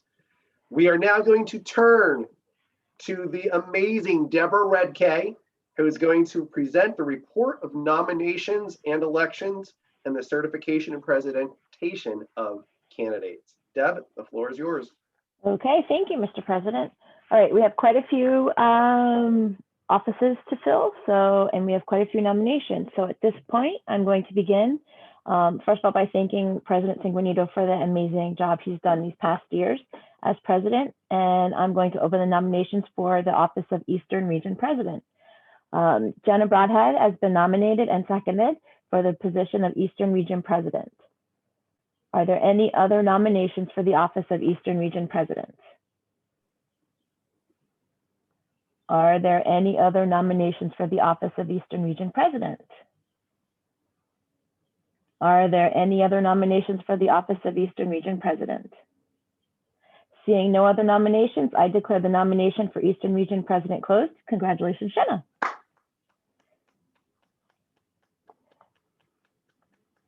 I will now open the nominations for the office of Eastern Region Vice President. I nominate Sean Carabine, of Allentown EA has been nominated and seconded for the office of Eastern Region Vice President. Are there any other nominations for the office of Eastern Region Vice President? Are there any other nominations for the office of Eastern Region Vice President? Are there any other nominations for the office of Eastern? Seeing no other nominations, I declare the nomination for Eastern Region Vice President closed. Congratulations, Sean Carabine, for Eastern Region Vice President. I am now going to open the nominations for the office of Third Representative to the PSEA Board of Directors. Amy Hicks has been properly nominated and seconded for the position of Third Representative to the PSEA Board of Directors. Are there any other nominations for the office of Third Representative to the PSEA Board of Directors? Are there any other nominations for the office of Third Representative to the PSEA Board of Directors? Are there any other nominations for the office of Third Representative to the PSEA Board of Directors? Seeing no other nominations, I declare the nomination for Third Representative to PSEA Board of Directors closed. Congratulations, Amy. I am now going to open the nominations for the office of Second Representative Counsel for the Instructional and Professional Development Committee. And Michelle Musley has been nominated and has been properly seconded for the position of Second Representative to the Council for Instruction and Professional Development. Are there any other nominations for the office of Second Rep for the Council for the IPD Committee? Are there any other nominations for the office of Second Rep Counsel for the IPD Committee? Are there any other nominations for the office of Second Rep for the IPD Committee? Seeing no other nominations, I declare the nomination for Second Rep Counsel for IPD Committee closed. Congratulations to Michelle. I will now open the nominations for the office of Alternate Representative for the Council for Instructional Professional Development. Currently, there are no nominations for this position. So if you are interested in this position, please put it in the chat box. Are there any nominations for the office of Alternate Representative to the Council for IPD? Are there any nominations for the office of Alternate Rep Counsel for IPD? Are there any nominations for the office of Alternate Rep for Council on IPD? Seeing no nominations, I declare this nomination closed. I will now open the nominations for the office of Eastern Region PSEA Resolutions Committee Second Representative. Mark Liebold has been properly nominated and seconded for the position of Eastern Region PSEA Resolutions Committee Second Representative. Are there any other nominations for the office of Eastern Region PSEA Resolutions Committee Second Representative? Are there any other nominations for the office of Eastern Region PSEA Resolutions Committee Second Representative?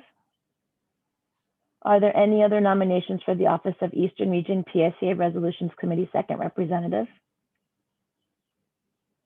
Seeing no other nominations, I declare the nomination for Eastern Region PSEA Resolutions Committee Second Representative closed. Congratulations to Mark Leopold. I will now open the nominations for the office of Eastern Region PSEA Resolutions Committee third representatives. And there currently are no nominations for this position of Eastern Region PSEA Resolutions Committee third representative. So if anybody is interested, please put your nomination in the chat box. So I will ask if there are any nominations for the office of Eastern Region PSEA Resolutions Committee third representative. Are there any nominations for the office of Eastern Region PSEA Resolutions Committee third representative? Are there any nominations for the office of Eastern Region PSEA Resolutions Committee third representative? Seeing no other nominations, I declare the nominations for Eastern Region PSEA Resolutions Committee third representative closed. I will now open nominations for the office of Eastern Region PSEA Resolutions Committee alternate. And currently there are no nominations for the position of Eastern Region PSEA Resolutions Committee alternate. So again, if you're interested, please put this information in the chat box. Are there any nominations for the office of Eastern Region PSEA Resolutions Committee alternate? Are there any nominations for the office of Eastern Region PSEA Resolutions Committee alternate? Are there any nominations for the office of Eastern Region PSEA Resolutions Committee alternate? Seeing no nominations, I declare the nomination for Eastern Region PSEA Resolutions Committee alternate closed. So I will now open the nominations for the office of Eastern Region PSEA Legislative Committee second representative. Lorenzo Capizzelli has been properly nominated and seconded for the position of Eastern Region PSEA Legislative Committee second representative.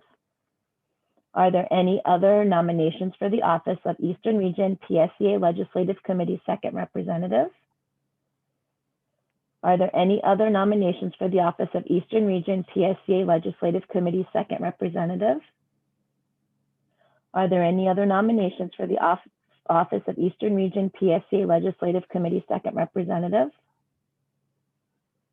Seeing no other nominations, I declare the nomination for Eastern Region PSEA Legislative Committee second representative closed. Congratulations, Lorenzo. I will now open the nominations for the office of Eastern Region PSEA Legislative Committee third representative.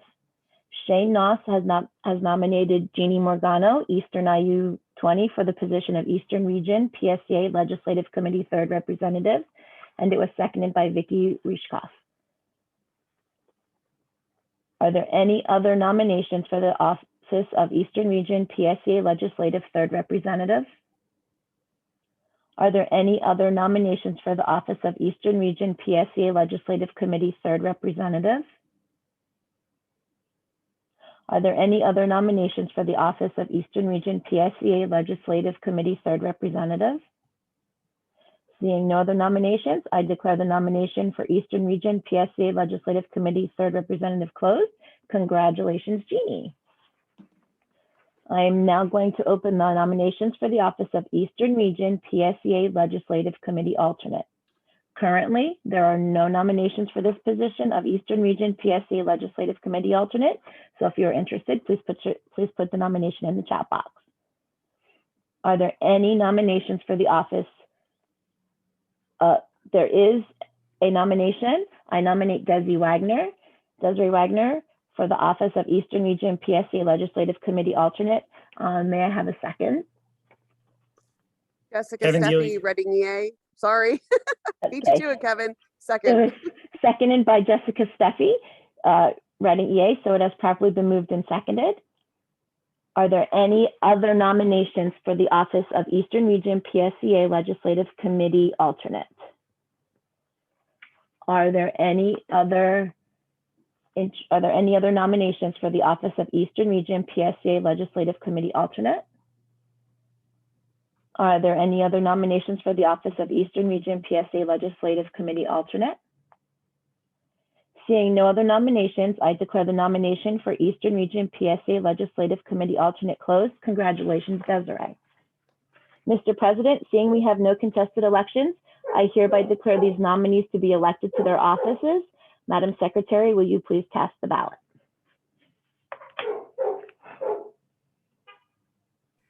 I can cast the ballot for all the positions. but I do need to abstain for the position of the third representative. So I hereby cast my ballot for all of the positions with exception to third rep. Adam Surfas, Mr. Treasurer, will you please cast the ballot for our new third representative? I cast the ballot for Amy Hicks for third representative. Congratulations, team. Everybody, you can take yourselves off of mute for a second. Yay. Congratulations, everyone. Congrats.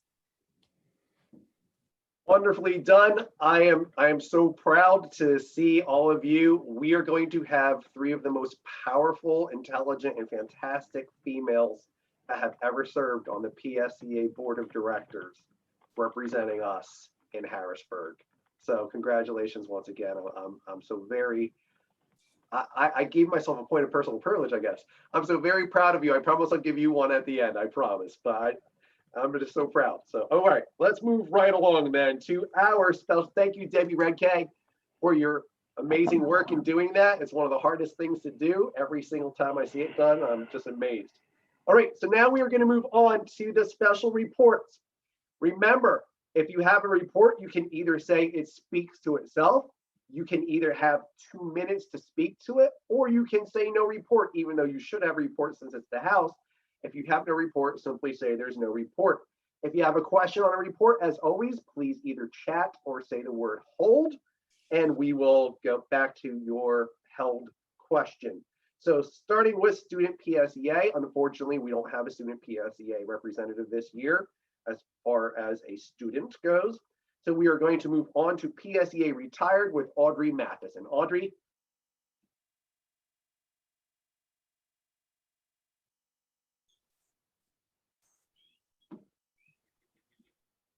Audrey, are you available?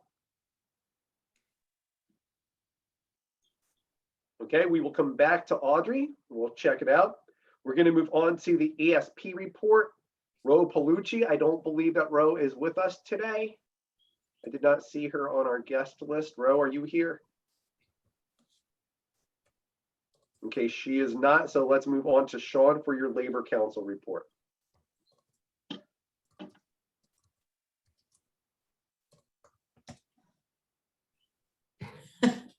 Sorry about that. My Labor Council report was included with my third rep report, and it stands for itself. Thank you so much. We're going to move right on to region department reports. Elizabeth Brill for administration and supervision. Good morning. So my report speaks to itself, but I just want to remind you, if you yourself or you know of someone that will be transitioning from teacher to an Act 93 contract, to please encourage them to reach out, and I would love to discuss with them about still being a PSEA member and what we can offer them through the DAS committee. Thank you. Thank you, Elizabeth, and thank you for representing our administrative members. Let's move on to CTS, Career and Technical Studies, and that would be John Shaner. John. Brian, it speaks to itself. Thank you very much, John, and thanks for being here. It's always good to see you. Higher education, my friend Joyce Thompson. Joyce. Hi, everybody. My report speaks for itself, and I just want to remind everybody of all these committees not to forget higher ed. Because we weren't included with the shots, and we still teach face to face. So don't forget us, please. Thank you. Thank you. I was not aware that you were not included with the shots. Unfortunately, that's unfortunate. We can talk after this meeting too. It was K-12. Okay. All right. Moving on to pupil services, Jennifer Senovitis. Not here. Jen's not here. Okay. Then Amy, you want to do your last call for business items? We received a few new business items in the chat. Are there any further business items for consideration from the floor?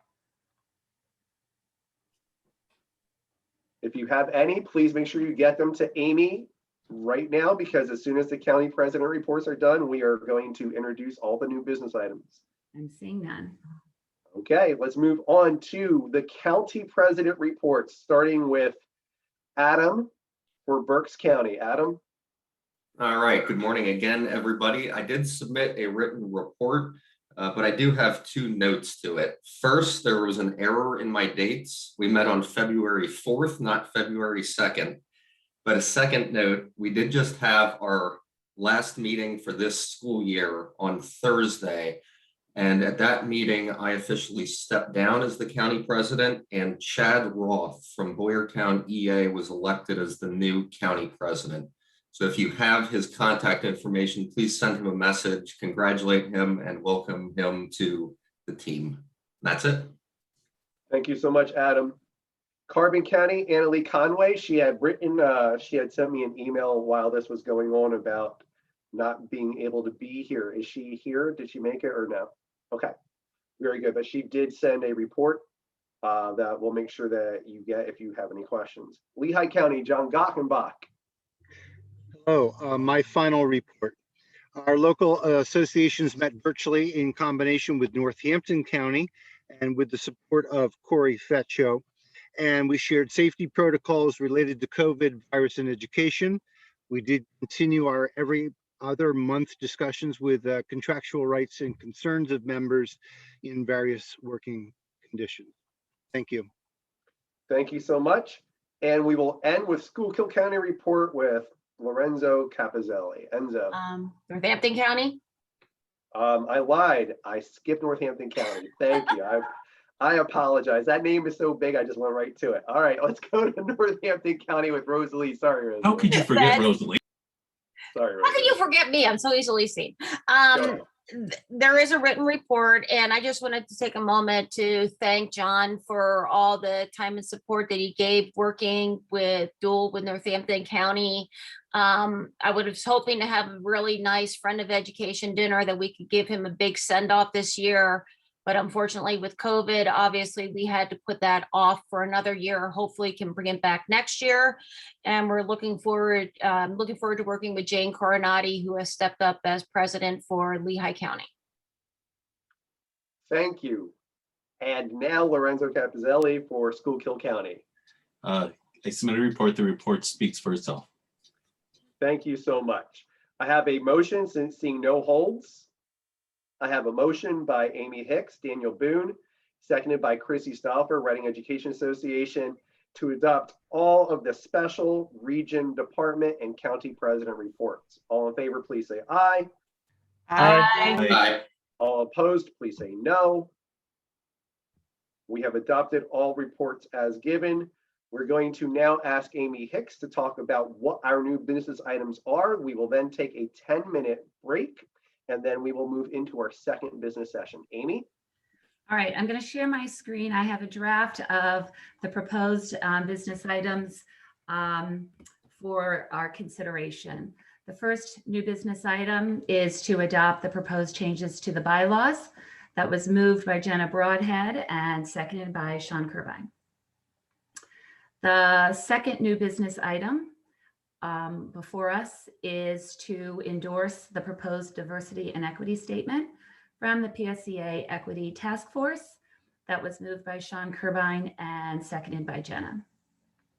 For a third new business item, we have the proposal that we endorse the election of the slate of officers, including Rich Askey for PSEA President, Aaron Chapin for PSEA Vice President, and Jeff Nye for PSEA Treasurer.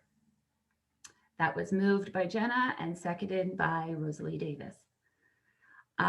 Two more items include new business item number 4, which would be the endorsement of Dawn Blouse for NEA Director.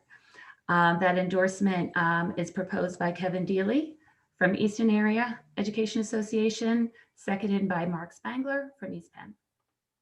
And finally, we have a 5th new business item for your consideration, which would be the endorsement of Casey Van Wy and Maria Bennett for NEA Director. Moved by Rosalie Davis, seconded by Jason Capone. Okay, thank you very much, Amy. We are going to be discussing those under new business. But for now, we will be on a 10-minute break. It is 11 o'clock. I will see everybody back here at 11. I'll give you one extra minute. 11:11. See you at 11:11. Thank you, folks.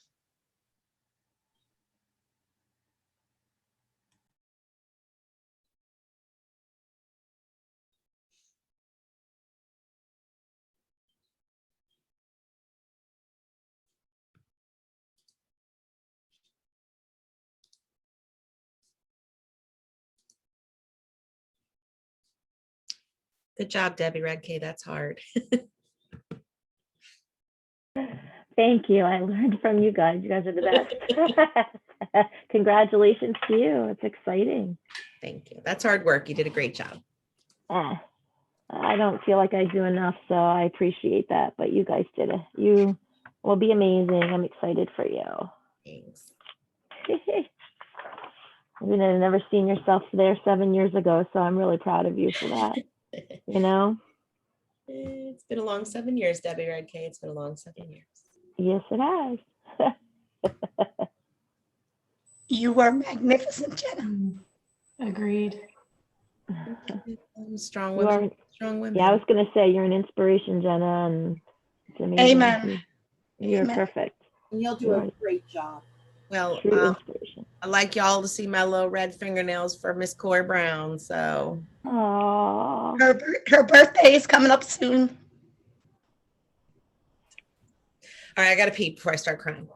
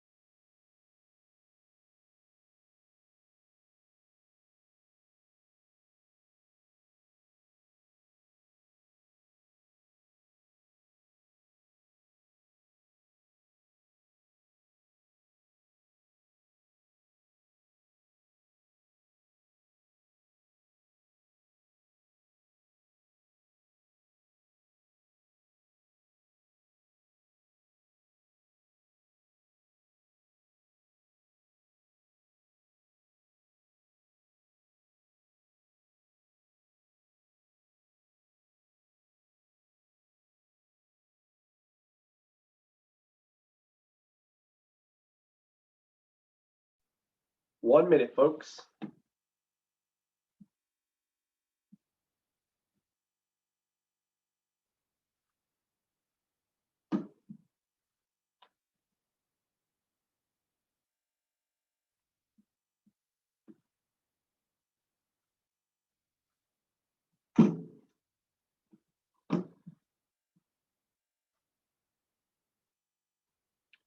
Amy, I'm admitting Chad Roth to this meeting.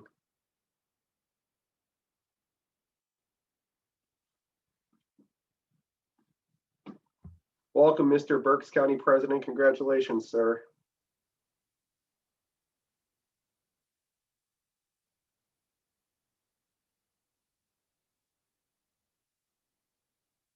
Okay, ladies and gentlemen, the time being 11:11, let's go out with a bang. Let's get through this and have everybody enjoy this beautiful, beautiful weekend. So let us begin the second business session of the Eastern PSEA House of Delegates for 2021. We're going to start with our committee reports, starting with IPD and RCPE, Mr. Ryan Hinton. Ryan. I thank you, everybody. I'll be short. Just please remember, I know Jeff or one of the officers earlier mentioned the online learning portal. It has been greatly updated, lots of new courses getting on there, lots of great book discussions for Act 48 and for credit. So please check those out. Innovative teaching grants are due February 1st every year. It's an opportunity to win $1,000 for a really outstanding project. I myself was a recipient of one a few years back, and that really helped me in my classroom. The number of applicants every year is kind of low. So if you have an idea for a great project, you're working on something this summer that you want to look to do in your classroom, please apply for those. $1,000 will go a long way in making a difference in your classroom. And all the workshops this year, just real brief, were extremely well attended, and special shout out to everyone related to the Ed Justice Committee. Those presentations were really extremely well received. And we've had phenomenal attendance throughout the year. And the rest of my report speaks for itself. Thank you so much, Ryan. We're going to move on to legislative, which has been phenomenally chaired this year by Mark Spangler. Mark.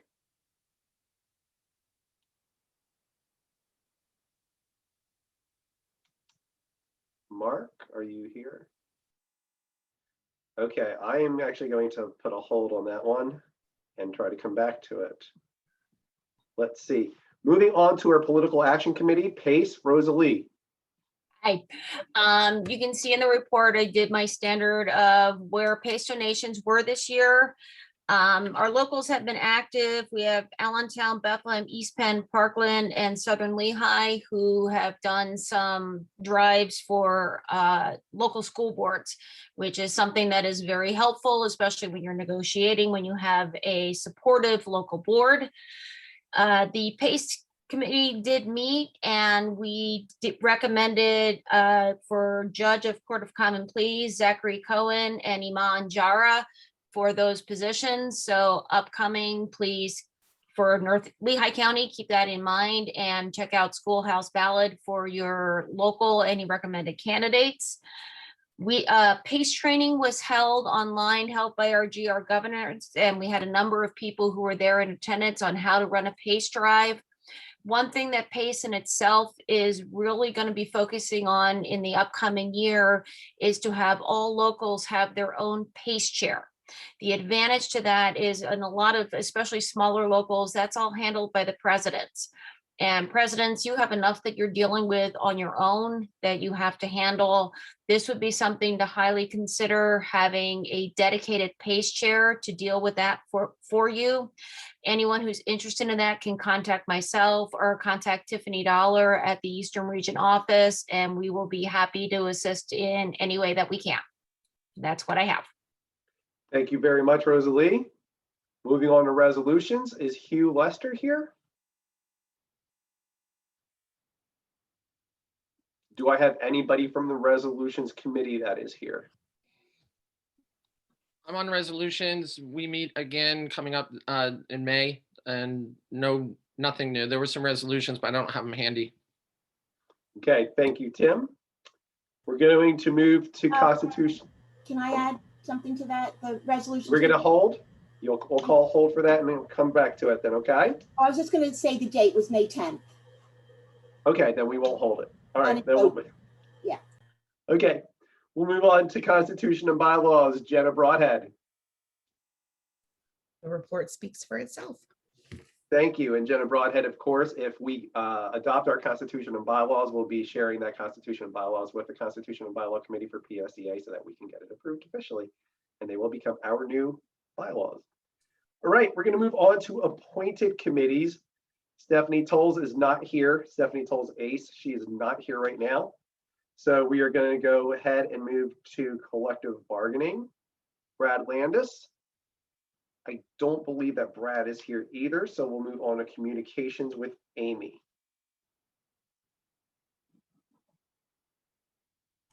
My report speaks for itself. You can find it on page 50 in the attached packet. Okay, thank you very much. How about leadership development and conventions? Beth Ann Tarsi. I know she was writing me about some issues trying to get in. Did she ever make it? She was in briefly, but I don't think she's present She anymore. told me, yeah, her connection was kind of crazy. Phone connection. All right, educational justice, just coming off of a whirlwind meeting last night from what I hear. Mary Ann Green, educational justice. I just want to, number one, thank you for giving us so much leeway and experimenting with some of these webinars. And thanks to all of you who signed up for them. And especially I'm very lucky to have such an amazing committee because they make it easy for me. So thank you all who are involved in that. And thank you everybody who attended it. And we're looking forward to expanding things next year and branching out and doing a lot more webinars. So thank you. Thank you. We're going to move right on to Jason Capone, member benefits. Jason. Thank you. Earlier this week, the teletherapy program that was endorsed by the member benefits program was terminated. During the vetting process, we asked many questions, particularly surrounding capacity, and they claimed that they could meet the needs of our membership. Unfortunately, the misrepresentation of the services that MeMD and Living 2.0 led members to not being able to be served by this program. The Member Benefits Board regrets that this program did not meet the expectations that were there of this program. We are going to begin the process of looking for new options within this space that will meet the needs of our members and the standards that are expected of the PSEA Member Benefits Program. The remainder of my report speaks for itself. Thank you very much, Jason. Appreciate you. We're going to move on to Minority Affairs. Christina Smoke. Hi, Christina. Hi, Brian. No report. Thank you. Thank you so much, Christina. Professional rights and responsibilities. I know that she has a meeting this weekend, actually. Melanie. Yeah, I'm pretty sure she came last night and then she had the meeting today. So she did let us know that. Retirement and welfare. Jessica Steffi doing a bang up job with this. Jessica. Thank you so much. I had a great first year. We did meet last night. Two things to report out in addition to my written report is that they're also at the state level going to start trying to create some new information for our new teachers as far as setting up their retirement benefits, estate planning. I feel like there were a lot of professionals this year who probably wish they could have retired, and maybe if they had made some different choices in the beginning of their career, they would be in a better position to make that choice now. And I know the change in funding for our teachers who were hired as of 2019, they're going to have to fund like 95% of their retirement. So that's something that we need to help them out with. The other thing was we voted on a bunch of grants last night. And I think one of the things that came away for me, and I'm just putting this out to anybody who can do anything about it, I think it's really important that the next step we take is getting our ESPs to have a living wage. So many of our grants last night, it was one, bad thing that happened to them and it put them underwater. And, from a car accident to breast cancer to not having a summer job because of COVID, all of these things, it's just one choice or one kind of result, and that's it for them. And then they're trying to just make ends meet. And if they're responsible for, other people in their family, it's just really difficult for them. So with that being said, everything else in my report speaks for itself. So thank you so much. Thank you, Jessica. Special education, Debbie Merrick. Deb was having some connectivity issues, so she may have gotten booted off. Okay, thank you. That's unfortunate, but thank you. Student PSEA, Chrissy Stelfer. Hey, Brian. So this was fun doing this for the first time, and it was a great experience working with our future young educators. I was part of the committee for the conference, which was held virtually. We had more students participate than we had expected, which was great. My report speaks for itself, and I'm going to miss you, Brian, but I know I can always reach out to you. So thank you for this opportunity. Absolutely, thank you. Appreciate you. All right, let's go back to legislative. Mark Spengler, are you with us? Okay, no worries whatsoever. I know he's doing a great job too. All right, hearing no holds on any of our reports, I have a motion by Adam Serafas, Conrad Weiser, and a second by Wayne Smith, Schuylkill Haven, to adopt all the region committee reports. All in favor, please say aye. Aye. Aye. Aye. All opposed, please say no. You have adopted all region committee reports. Is there any old business to come before the body? Hearing none, we will move into new business. I'm going to ask Secretary Hicks to share new business items with her screen share so we can make sure that we read them properly and we can take the proper motions on them. New business item number 1. It has been properly moved and seconded. The Eastern Region will adopt the proposed changes to the bylaws as presented. It is moved by Jenna and seconded by Sean. Jenna, would you like to speak to this? Thank you, Mr. President. Moving on, thank you then. So Sean, would you like to second this? You seconded. Would you like to speak to this? No, thank you. Okay. Is there any discussion?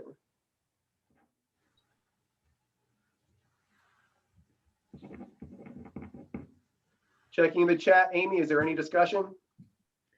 Hold on, I can't currently see the chat because I'm sharing Oh, my I'm screen. sorry. Let's go to Jenna. Can I, Rosalie, would you like more than what is posted on the screen as far as a printed copy, or is what is posted on the shared screen? What's posted on the shared screen is sufficient. Perfect. We're good, Mr. Sanguinito. Okay. Seeing no discussion, without objection, I'll call the question. Is there objection? Hearing none, I will call the question. All in favor of a position of support for new business item number 1, Eastern Region will adopt the proposed changes to the bylaws as presented, please say aye. Aye. Aye.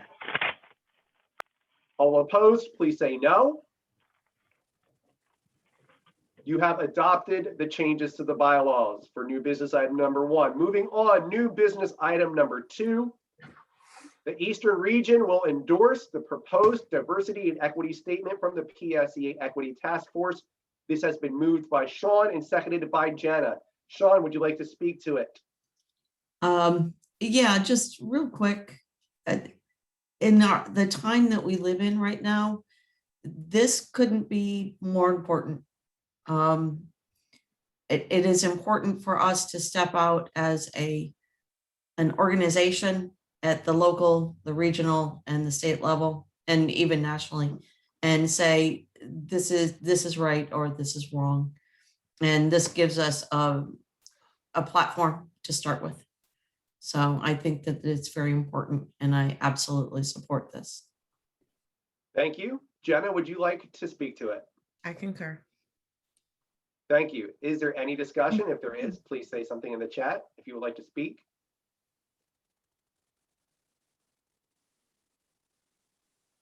Madam Vice President, do you see anything in the chat? I do not. Okay, I should say Madam President-elect, do you see anything in the chat? All right, there you I'm go. the So, president for purposes of this meeting, Mr. Sanguinito. there you go. All right, so seeing no discussion, I will call the question. Is there objection to calling the question? Hearing none, I will call the question. All in favor of a position of support for new business item number 2, Eastern Region will endorse the diversity and equity statement for PSEA, please say aye. Aye. Aye. Opposed, please say no. You have adopted a position of support for new business item number 2. Moving on to new business item number 3. PSEA shall endorse the state officer slate, Rich Askey for president, Aaron Chapin for vice president, and Jeff Nye for treasurer. This has been moved by Jenna Broadhead and seconded by Rosalie Davis. Jenna, would you like to speak to it? I'm not only excited to support these gentlemen as colleagues, but as friends. I think they bring a level of much needed consistency to our organization, and I am very excited to vote for them at the upcoming House of Delegates. Thank you very much. Rosalie, would you like to speak to it? 100% concur with Jenna. Excellent. Madam Vice President, do you see anything in the chat? I do not. Okay, so without objection, I will call the question. Is there objection? Hearing none, I will call the question. All in position, all in support of a position, all in favor of a position of support. Wow. For new business item number 3, please say aye. Aye. Aye. All opposed, please say no. All right, moving on to new business item number 4. You have adopted new business item 3. Moving on to new business item number 4. Eastern Region will endorse Dawn Blouse for NEA Director. Moved by Kevin Deely, Easton, and seconded by Mark Spangler, East Penn. Kevin, would you like to speak, sir? All I can say is Dawn has done an incredible job for us in DC. She's so knowledgeable, such a great advocate, and we're just lucky to have her. So I'd really appreciate it if we could keep her on the team. So thank you. Thank you. Mr. Spangler, would you like to speak? Just want to echo what Kevin said. Thank you. Thank you very much. Is there anybody who would like to speak? Is there any debate? Jenna, do you see anything in the chat? No, I do not. God bless you. All right. Therefore, we will call the question without objection. Is there objection? Hearing none, we will call the question. All in favor of a position of support for new business item number 4 to endorse Dawn Blouse for NEA Director, please say aye. Aye. Aye. Aye. All opposed, please say no. You have adopted a position of support for new business item number 4.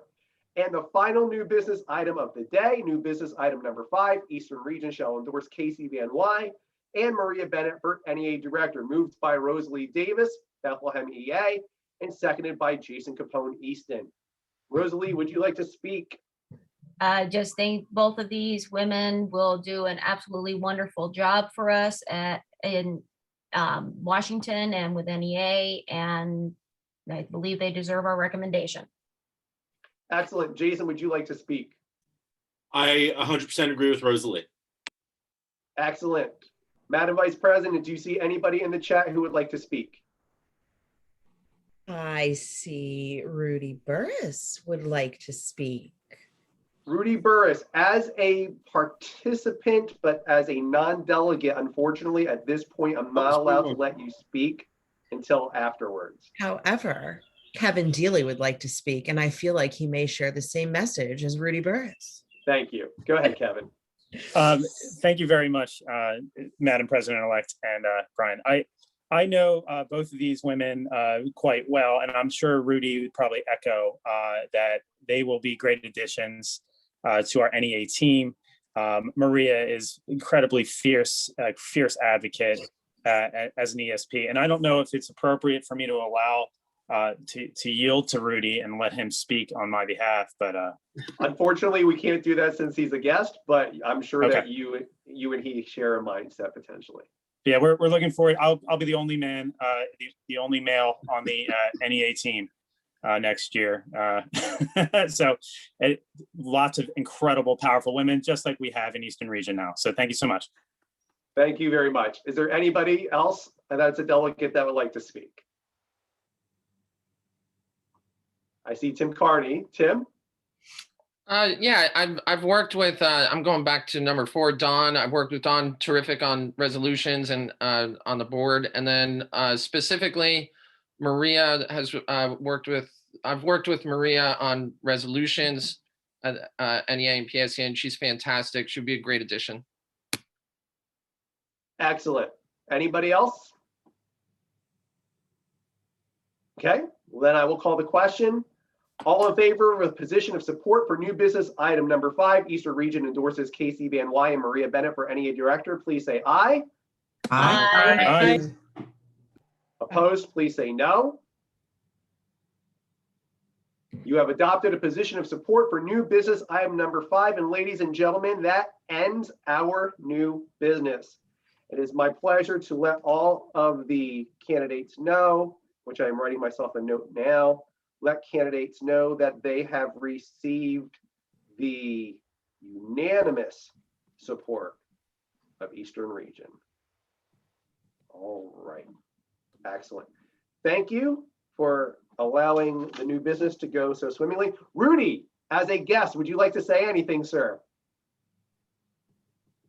Just that this is one of the best houses I've ever been to virtually. This is awesome here. You get things done here, sir. I really appreciate that business. But again, yeah, I understand that. And I just wanted to echo, the NEA directors are a unique team. And for people to come on and want to join us, you have to be of a special breed and a special type, because you are a strong advocate down in DC. And you cannot swallow your words. You cannot hide behind anything. You have to represent the people of Pennsylvania. And I think we do a great job of that. And I think that the additions as far as Casey and Maria will help us with that. But I also think we have a strong enough team with Kevin and Dawn and those that are coming back. I appreciate everybody's support here, and we appreciate you all. And we will continue to fight for you down in DC and represent you all well. So I just wanted to say that, and thank you. Thank you, Rudy, and thank you for your service on the NEA board as well. You've represented us with class and dignity. So thank you so much, sir. All right, it is time for points of personal privilege. I have a feeling that some recently elected folks would like to say some things. So is there anybody who would like to seek a point of personal privilege? Mr. President, I would like to seek a point of personal privilege. Please. Jenna Broadhead, Easton Area Education Association. I just want to thank everyone for your support and for electing me as president. I want to share a moment with you. As we sat at Bear Creek not too long ago, and I was elected to the position of vice president, I looked to my right, and there sat Aaron and Jeff. Maybe Aaron wasn't there. There sat Jeff, but next to Jeff sat Corey Brown. And I looked at Corey as I was elected, but that's not the moment I want to share, because the moment I want to share was the voice I heard in my head. And that was the voice of my friend Dolores McCracken. It was one simple word. I heard Dolores say yes, because many years ago, Dolores took me aside and said, "I've got big plans for you, kid." You don't say no to Dolores McCracken. You just don't. And even though Dolores isn't here to celebrate in this, this is a big piece of Dolores. And I am so fortunate to be just surrounded by the love and support, not only of people like Dolores and Corey, but of Eastern Region. And we have got some amazing things to do as we heal and grow together. And I am so thankful to be part of such a phenomenal group of people. So thank you. Absolutely. Thank you. Anybody else would like to seek a point of personal privilege? Sean, I see your hand up. Yeah. I'm still kind of in shock. I think I'm actually in shock from third rep too. I have told more people than I can count how much I love being on our board. I'm having fun, I'm meeting people, and I just really love the opportunity, the chance, and the ability to do the work of our association. I'm loving it.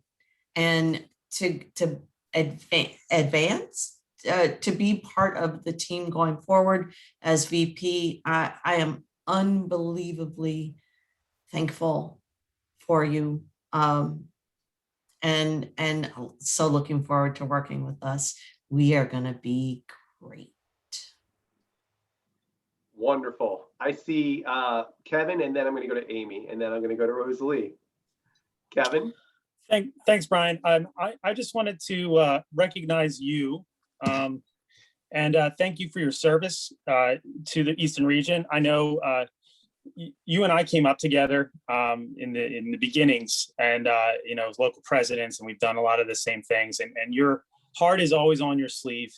We don't always agree on everything, but you always do so in a very professional manner. And so I just wanted to thank you and recognize you for all the work that you've done and putting it out there for us in the region and for the PSEA board. So kudos. Thank you, sir. I appreciate your words. Amy Hicks. I know I'm standing between you all and logging off your computer, but I feel I would be remiss in not sending my thanks. I served as DBA president for 8 years, and I'm currently stepping down in that role so I can put forth my efforts here. It was in that role that I found I had leadership qualities I didn't know existed in myself. And I'm really, really looking forward to helping be the voice of our region for public education and ultimately for our students. So I thank you so very much for the opportunity to do that. Thank you, Amy, and congratulations again. Rosalie? Feeling like the old person here, being involved, for over 30 years here with PSEA, and wanted to say thank you to Bryan. Been working with you on many different levels for many, many, many years, and that looking forward to the future and seeing where you are going, and looking forward to working with our new board. Wonderful, and thank you, Rosalie, for those words. I see Teresa Flood has a hand up. Teresa? Thank you, President Sanguinito. First, thank you to Eastern Region for your support with the DEI statement. Greatly appreciate it. Again, something that I'm truly passionate about. But Bryan, my message goes out to you. We've been friends a really, really long time. And you stood beside me when very little people believed in me. From nominating me for NEA state alternate director to other positions throughout the region, you've always stood there by me. One thing I'm truly grateful for is all of the dinners that you invited me to, listening to the planning that you and your team put together. For example, Bryan would sit at the table with Jenna and Sean at dinner and all of a sudden say, hot air balloons. And that message became their theme, and then a motto came, and they put together their great workshops. But I was privileged to all of those conversations and that brainstorming, even allowed to contribute to those conversations. And that's what this organization is about. It is about networking. It's about building teams. It's about becoming one body, whether you're EA or ESP. We are all in this together. So I want to personally thank you for standing up for me and for believing in me. I am truly grateful, always will be grateful. And I know that whenever I need something, you always answer my calls, regardless of what time of day they are. And I am appreciative. I also want to take this time to say thank you to Mary Ann. I sit on the Educational Justice Task Force with Mary Ann Green, and another powerful, strong, amazing woman and warrior for racial and social justice. Not only does she contribute and has taken over collecting all of our materials and creating and helping with the Google Classroom for the committee, but she's brought back and brought to us all of those trainings that she's providing to you, the members of Eastern Region. And Dan Picardo is part of that as well.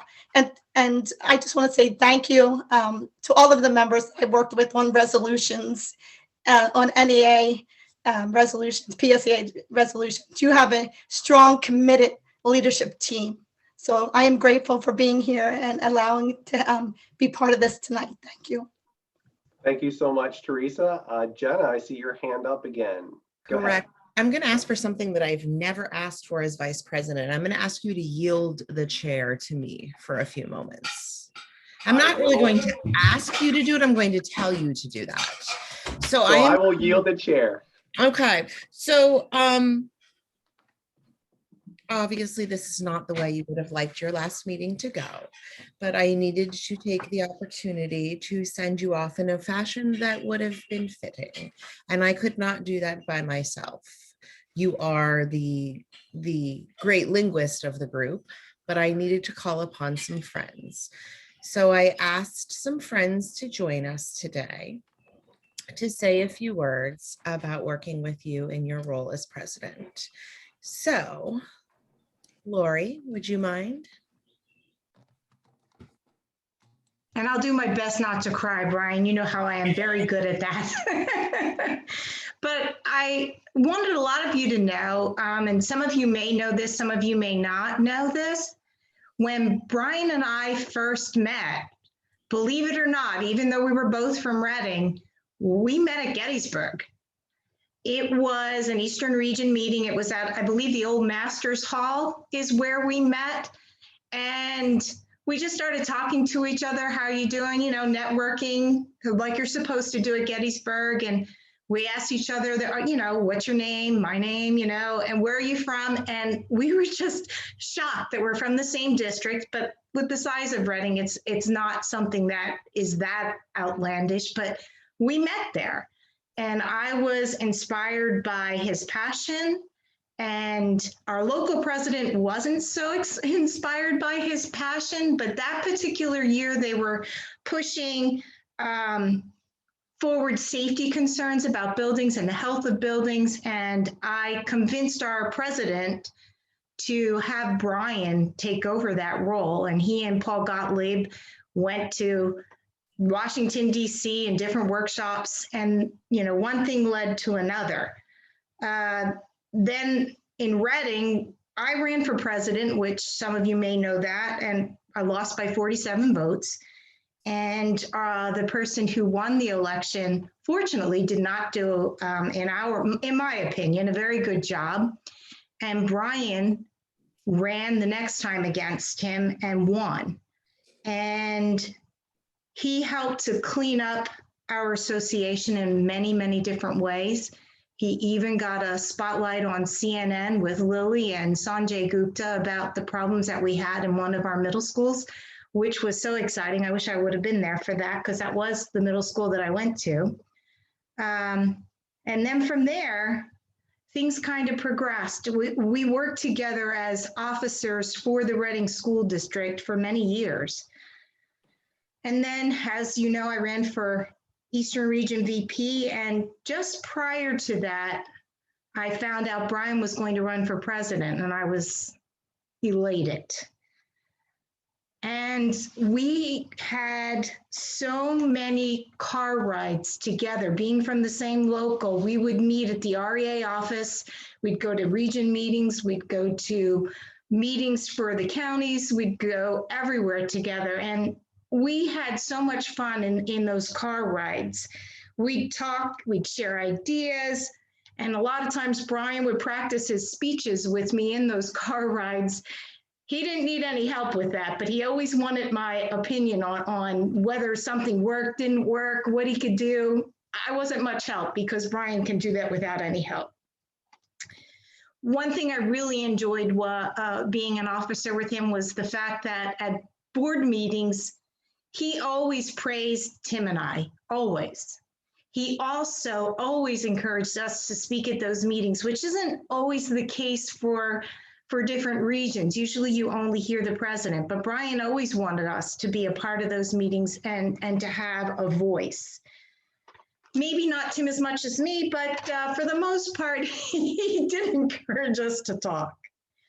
We also, unfortunately, had a lot of funeral rides together over the years, and I think that kind of helped both of us to start the grieving process and to try to figure out what we could do to honor the people that were left behind. The Eastern Region team that we had for the 4 years that I was an officer was just amazing. We laughed together, we complimented each other. Wayne, Lane, and I, we were the quiet ones and the calm ones. Tim, Jenna, and Bryan, well, they say opposites attract, and pretty much that's kind of what it was, but we worked together. Bryan was our visionary. Bryan came up with the ideas. He would spout them off to us, and then we as officers and would make it happen. But he always was the one to kind of lead the vision, and he complimented us and always gave us credit. And he never took any credit really for himself. And that was how unselfish he was as our president. I think we set out as officers to try to make a change for Eastern Region. And I felt like as officers, as our officer team, that we were able to accomplish that together. But Bryan was our leader. He was our visionary, but most important to me, he was my friend. Thank you for everything you did, Bryan. Thanks, Laura. I almost made it. You did. And this will make you laugh because Tim is going to go briefly next. Tim? Briefly. All right, Bryan. Bryan, I put on my outfit for you. Bryan supported me no matter how crazy I was. I appreciate it. I was told I have 5 minutes to speak, 3 minutes, so I'll use my usual 10. Tim, I can mute you and I can also turn off your video. I would keep that in mind. So what do I know about Bryan? First of all, he was replacing a team that had been very dedicated with their years of service. And Bryan has shown that he was dedicated. I believe, Bryan, are you the longest continuous serving president of a region currently? I'm not sure. Yes, sir. Yeah, so he's put in his time, and anybody that's on the board knows how much time it really does take. I know that Bryan, if there was a spotlight for Bryan would hop into it, but it was to promote whatever causes were important to him, whether it be music or the region or Reading, his local. So I appreciated that.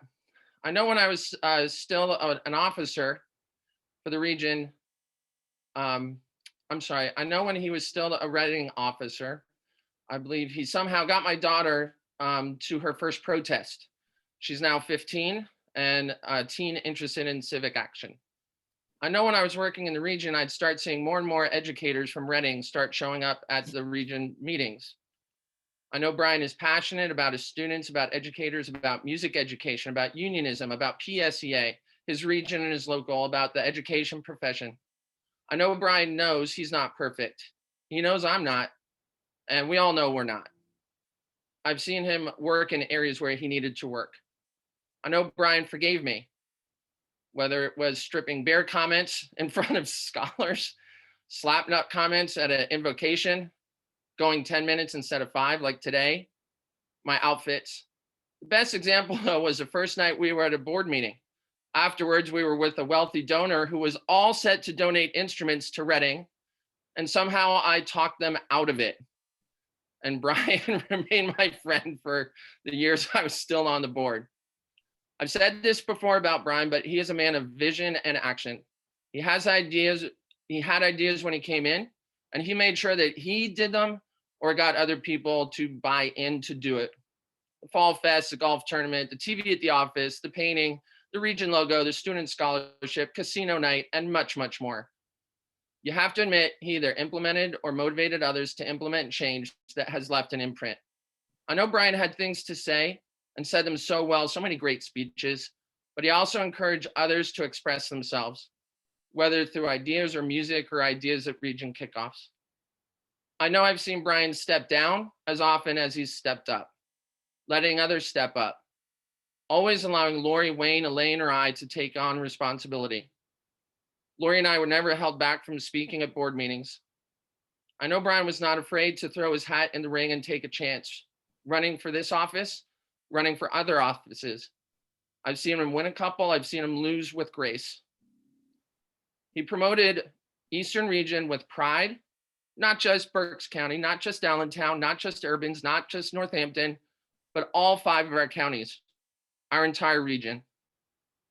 My daughter sends up a BALLOON in your honor, Bryan. He gets that. I know as he moves on and whatever comes next in his life, for Bryan, he will live life to his fullest with lots of people around him, or maybe just his cats and his wife. Either way, he'll be happy, I'm sure. Thank you, Bryan, for your years of service. It's been my honor.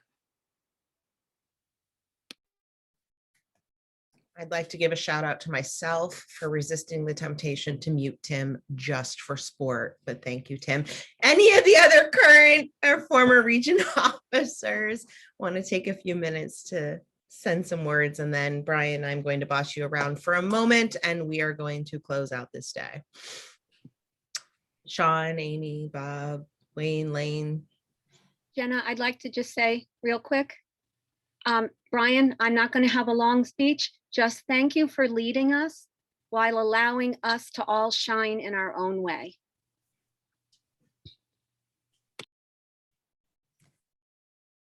I'm actually going to say something. I wasn't going to. Not that I don't have things to say.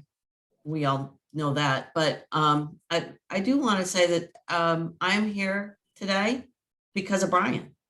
Well, last night I said it was because of Debbie, and it is because of Debbie, because she's the one that started it all. It's all her fault. So if don't blame me, blame her. But it's Bryan who came up to me and said, "Oh, by the way, we need someone for student PSEA."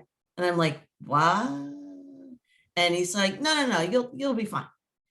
And I'm like, "Oh, okay. What do I had no idea." As is most of my ventures. I have no idea, but I'll do it anyway. What the heck? And I loved it. I loved it. I love student PSEA, because of student PSEA, I met Liz Brill and her wonderful daughter, and snowballed all those wonderful people. And then he sicked Audrey Matheson on me. And I can't say, really, it's very hard to say no to Audrey. And she talked me into retirement and welfare. And I was like, okay, this is not sexy. Retirement and welfare. Like, all right. But I fell in love with that too, actually. And I've done work with retirement before, and to be able to, especially as someone approaching retirement in a few years, I've been able to really affect that. I was able to affect that. And I didn't really mind when no one was able to do it, because I just continued to do it and I liked it. But I am thankful to Jess Steffi. I am very thankful to Jess Steffi, and she did a great job this year. But it's all, and that's Bryan. That's Bryan. And he has always said that it is a leader's job to promote others, and to see something. I don't know, he saw something in me, and look where we are today. And I thank you.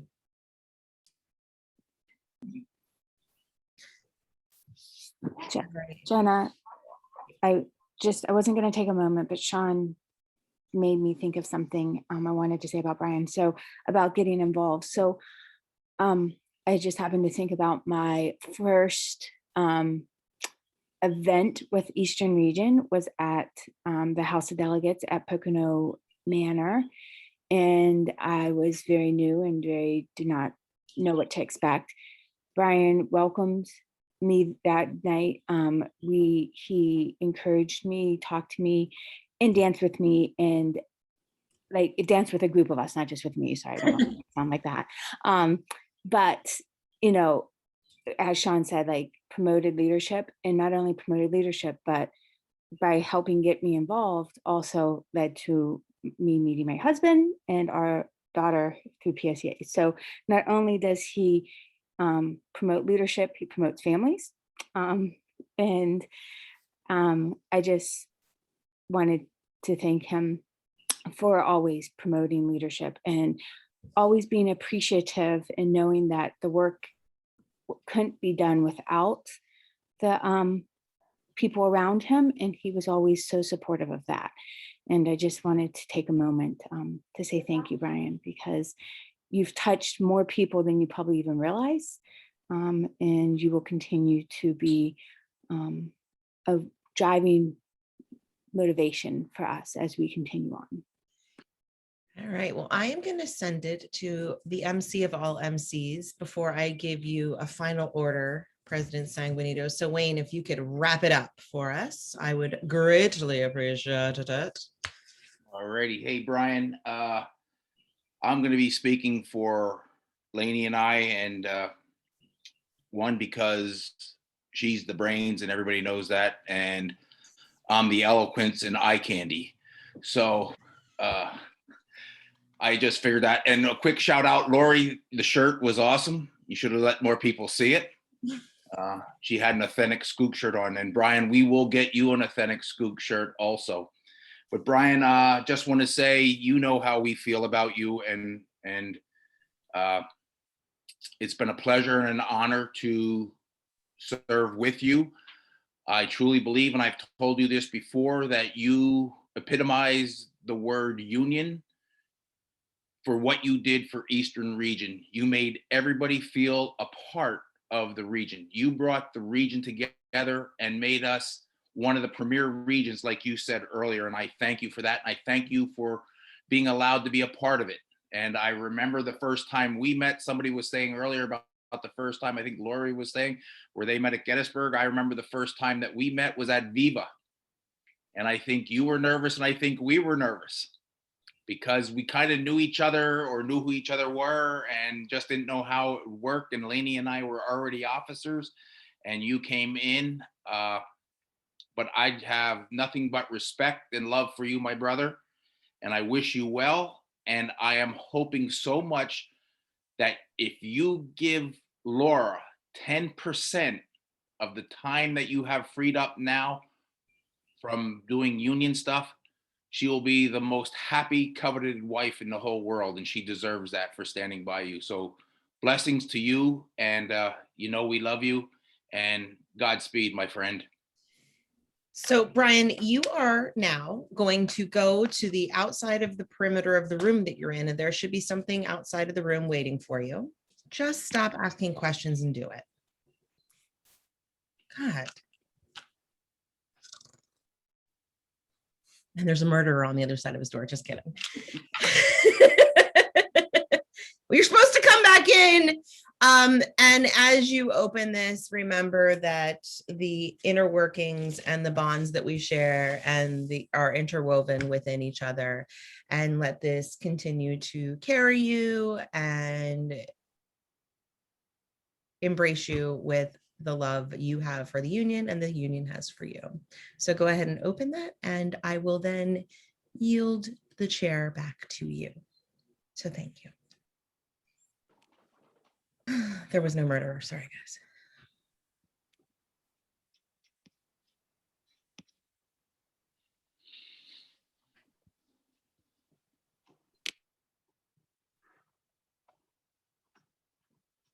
It is a quilt made up of every Eastern Region and PSEA shirt that I've ever been a part of.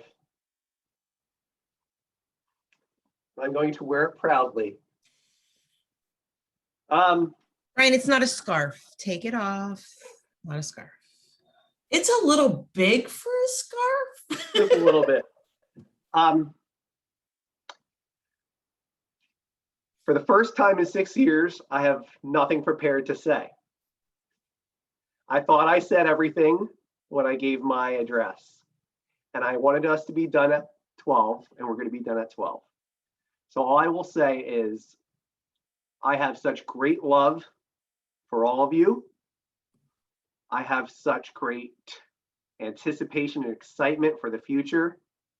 And it has always been my goal to make you even half as proud as you all make me. So thank you. God bless you all. And I can't wait to see what the new officer team does. It's been my truest pleasure, everybody. And the time being 12 o'clock, I am going to make my final movement to adjourn. All in favor, please say bye. Bye. Bye. Bye. Thank you all. Thank you. Thank you, buddy. Thanks, Thank Brian. you. Congratulations. Nice job, Ryan. Thank you. Thank you, Brian. Brian. Thank you. Thank you, ladies. Good luck. Thank you. Nice seeing everybody again. Thanks for giving up your Saturday morning, everybody. Let's get outside. Yeah, enjoy the weather today. How you feeling now, Brian? Jenna, it's all you now. Like relieved. I'm so relieved. I'm so happy. I'm so blessed. I love you so much. I mean, even like the faces that Barb and Joyce and everybody who's here, who I just wish I could see you all in person, obviously, but then we would be hugging everybody and breaking all these COVID protocols. So this is probably better to do it this way. And I never thought I would have to see that ugly sweater again, Tim, but thank you for bringing it back into my life one last time. Oh, the pants. When he stood up and I saw the pants, there was a little bit of vomit that started to form right there. Amy, he's willing that to you. I'm so lucky. It's a third rep uniform. Yeah, there you go. Listen, this team. I forgot I have to step down. There you go. It's all about the team. It's all about the team. It's never about the people in charge. It's always about the people in our charge. And it's about the people that we get a chance to work with. And if we can make somebody's life better, that's what it's all about. You know, Eisenhower said, leave the land better than you found it. And I tried to make this association with your help just a little bit better, clean some things up. And I'm happy to pass the torch because I know we are in good hands and Eastern Region will be. What were you thinking was on the other side of the door? I had no idea. I had no idea. The fact that Laura was in on it was quite something because I thought I heard some little footsteps. I was like, Take care, Brian. Take care, Brian. You know I love you. And I love you too. hope we see you soon. Bye-bye. Take care. Lori, bye-bye. That's Sean Kervin, extraordinaire of Seamstress. Seamstress. Beautiful. That's beautiful. I had no idea. No idea. That's just amazing. Who did it? Cool. It's one thing to do with all those t-shirts. See, actually, Tim gave me the idea in a way, because several years ago, before we were going to RA, he posted on Facebook all of the t-shirts he had. Oh. And then we came up with this idea and I'm like, oh, I could do that. And Jenna got me what I was not thinking of. That's not what I was thinking, what actually came out. So I rated my t-shirts. Oh, that's why you needed them. That's why I needed them. And including my absolute favorite one, which was, Brian, this is how you know I love you, the baseball t-shirt. Yeah. So guess what, guys? Guess what we're doing for Gettysburg this year? I guess what I promised Sean. A baseball shirt. Yay! Is Gettysburg in person this year? No. No, it's not. But I did promise Sean a baseball shirt, so we'll make. Because I sacrificed mine.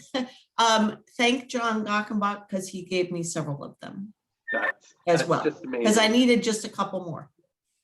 It's really truly spectacular and it's a one of a kind gift. So thank you so much.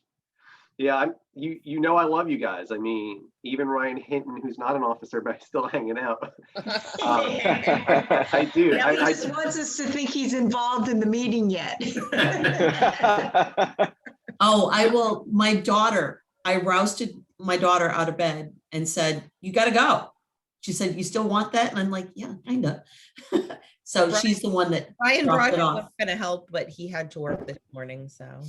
Brian, what are you up to now that you're gonna have more time? Like, what are your plans going forward? Nothing. More vacations. I mean, that's honestly it. I mean, I have, for the first time, I think that I can remember, I have nothing on the horizon. I'm not running for anything. Yeah. This will be the first time since 2007 that I'm not either in charge of something or running for something. And you know what? I'm going to appreciate the time. I'm going to travel as much as I can with Laura.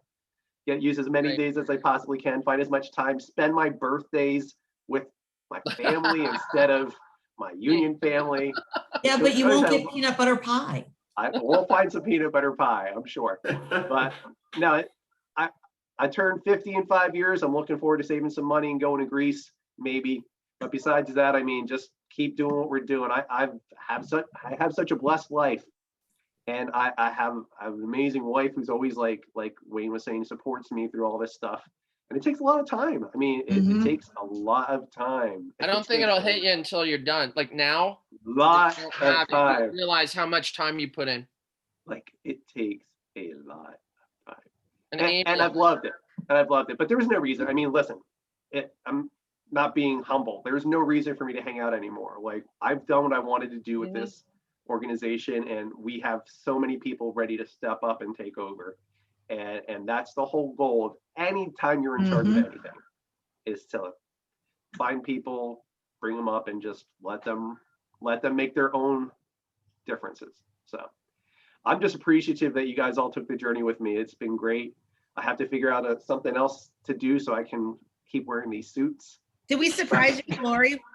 You did surprise me with Lori, except I saw Barry Sherman was coming into the room. Something going on. It literally popped up for like 3 I seconds. know. Like, I'm the one who let her in. No, you were not. I did. I let her in. We all clicked it at the same time. No, I don't know if it was parliamentarily sound to tell you to yield the floor. No, I'm happy with it. Hey, listen, I am happy to be a lame duck. Like I told Laura, I said, as soon as this meeting is over, I am a lame duck. So I am happy to do that. And now, of course, on Wednesday, you'll be running the meeting, Jenna, because you'll be picking your dates. No reason for me to do that, but I'll be here to hang out and help as long as I can. Well, it's funny. Brian Broadhead came in and delivered me my lunch. There you and he go. goes, well, when I said, so I'm president, he goes, does that make me like Mr. First gentleman? I said, First gentleman. And I already told Lori and everybody, I already told Amy what an experience that is, walking into the boardroom and being up on stage that first time, and just being with all the people that, like you've seen at meetings, being in that same room, being part of the conversation. And well, and I think it's going to be different too, Amy, because the first time you walk into it is going to be the first time we're all walking back into it. And it may not even be the boardroom. It might be some conference room someplace in the middle of nowhere. But There'll still be the big comfy chairs. I hate those chairs. They're too excited. close together. Can't stand them. But you know, it's a we, and it's you know, it'll be cool that we're all walking back in there together too, Amy. So you won't be walking in, you know, alone. Overwhelmed. You guys are gonna You know, tear it and I up. promise that I won't do things like Brian has done to me in meetings, because Brian obnoxiously puts things under the table that he continually checks on to make sure that they're still under the table every 15 seconds during the meeting. And if you move slightly to the left or the right in the chairs, they clank. So Brian, are you still you're still on committees and stuff? Like, no, Nothing, you're, Tim. you're Tim, nothing. You're done. totally done. This was your last meeting officially. You're Last going to be meeting I'm ever on the running. committee with the scholarships because you're a former officer now. Since Well, you put hopefully me that in goes back charge to of that, staff. that's you. You I was have gonna say, to are you going to committee. stay on region committees, or are you bowing out there too? I might take a break for a little bit, and then You can do the aside from banquet there. one, the scholarship one. That's We'll not, see. that's. Maybe that's I'll do not that it. one. You Hey, guys all Tim had did it. fun doing that. You guys enjoyed that. Yeah, Tim did it. Cheers, everybody. yep. Have a Hey. great day, guys. Tim, on what planet do you drink out of a glass that's this big? That's a shot. It's a shot. Shot glass. There you Yeah, go. it's a shot. That was Shot our New glass. Orleans toasting each other's future. There you go. Well, Right. listen, That's you all. guys have a beautiful day ahead of you, and you have a beautiful future ahead of you. Thank you, everybody, for everything that you did for me. I'm very touched. I love you very much, and I wish you nothing but the best. Go enjoy your weekend. Enjoy You guys. yours too. Thank you, Bye-bye, guys. guys. See you guys. Bye. See you Wednesday. Wednesday.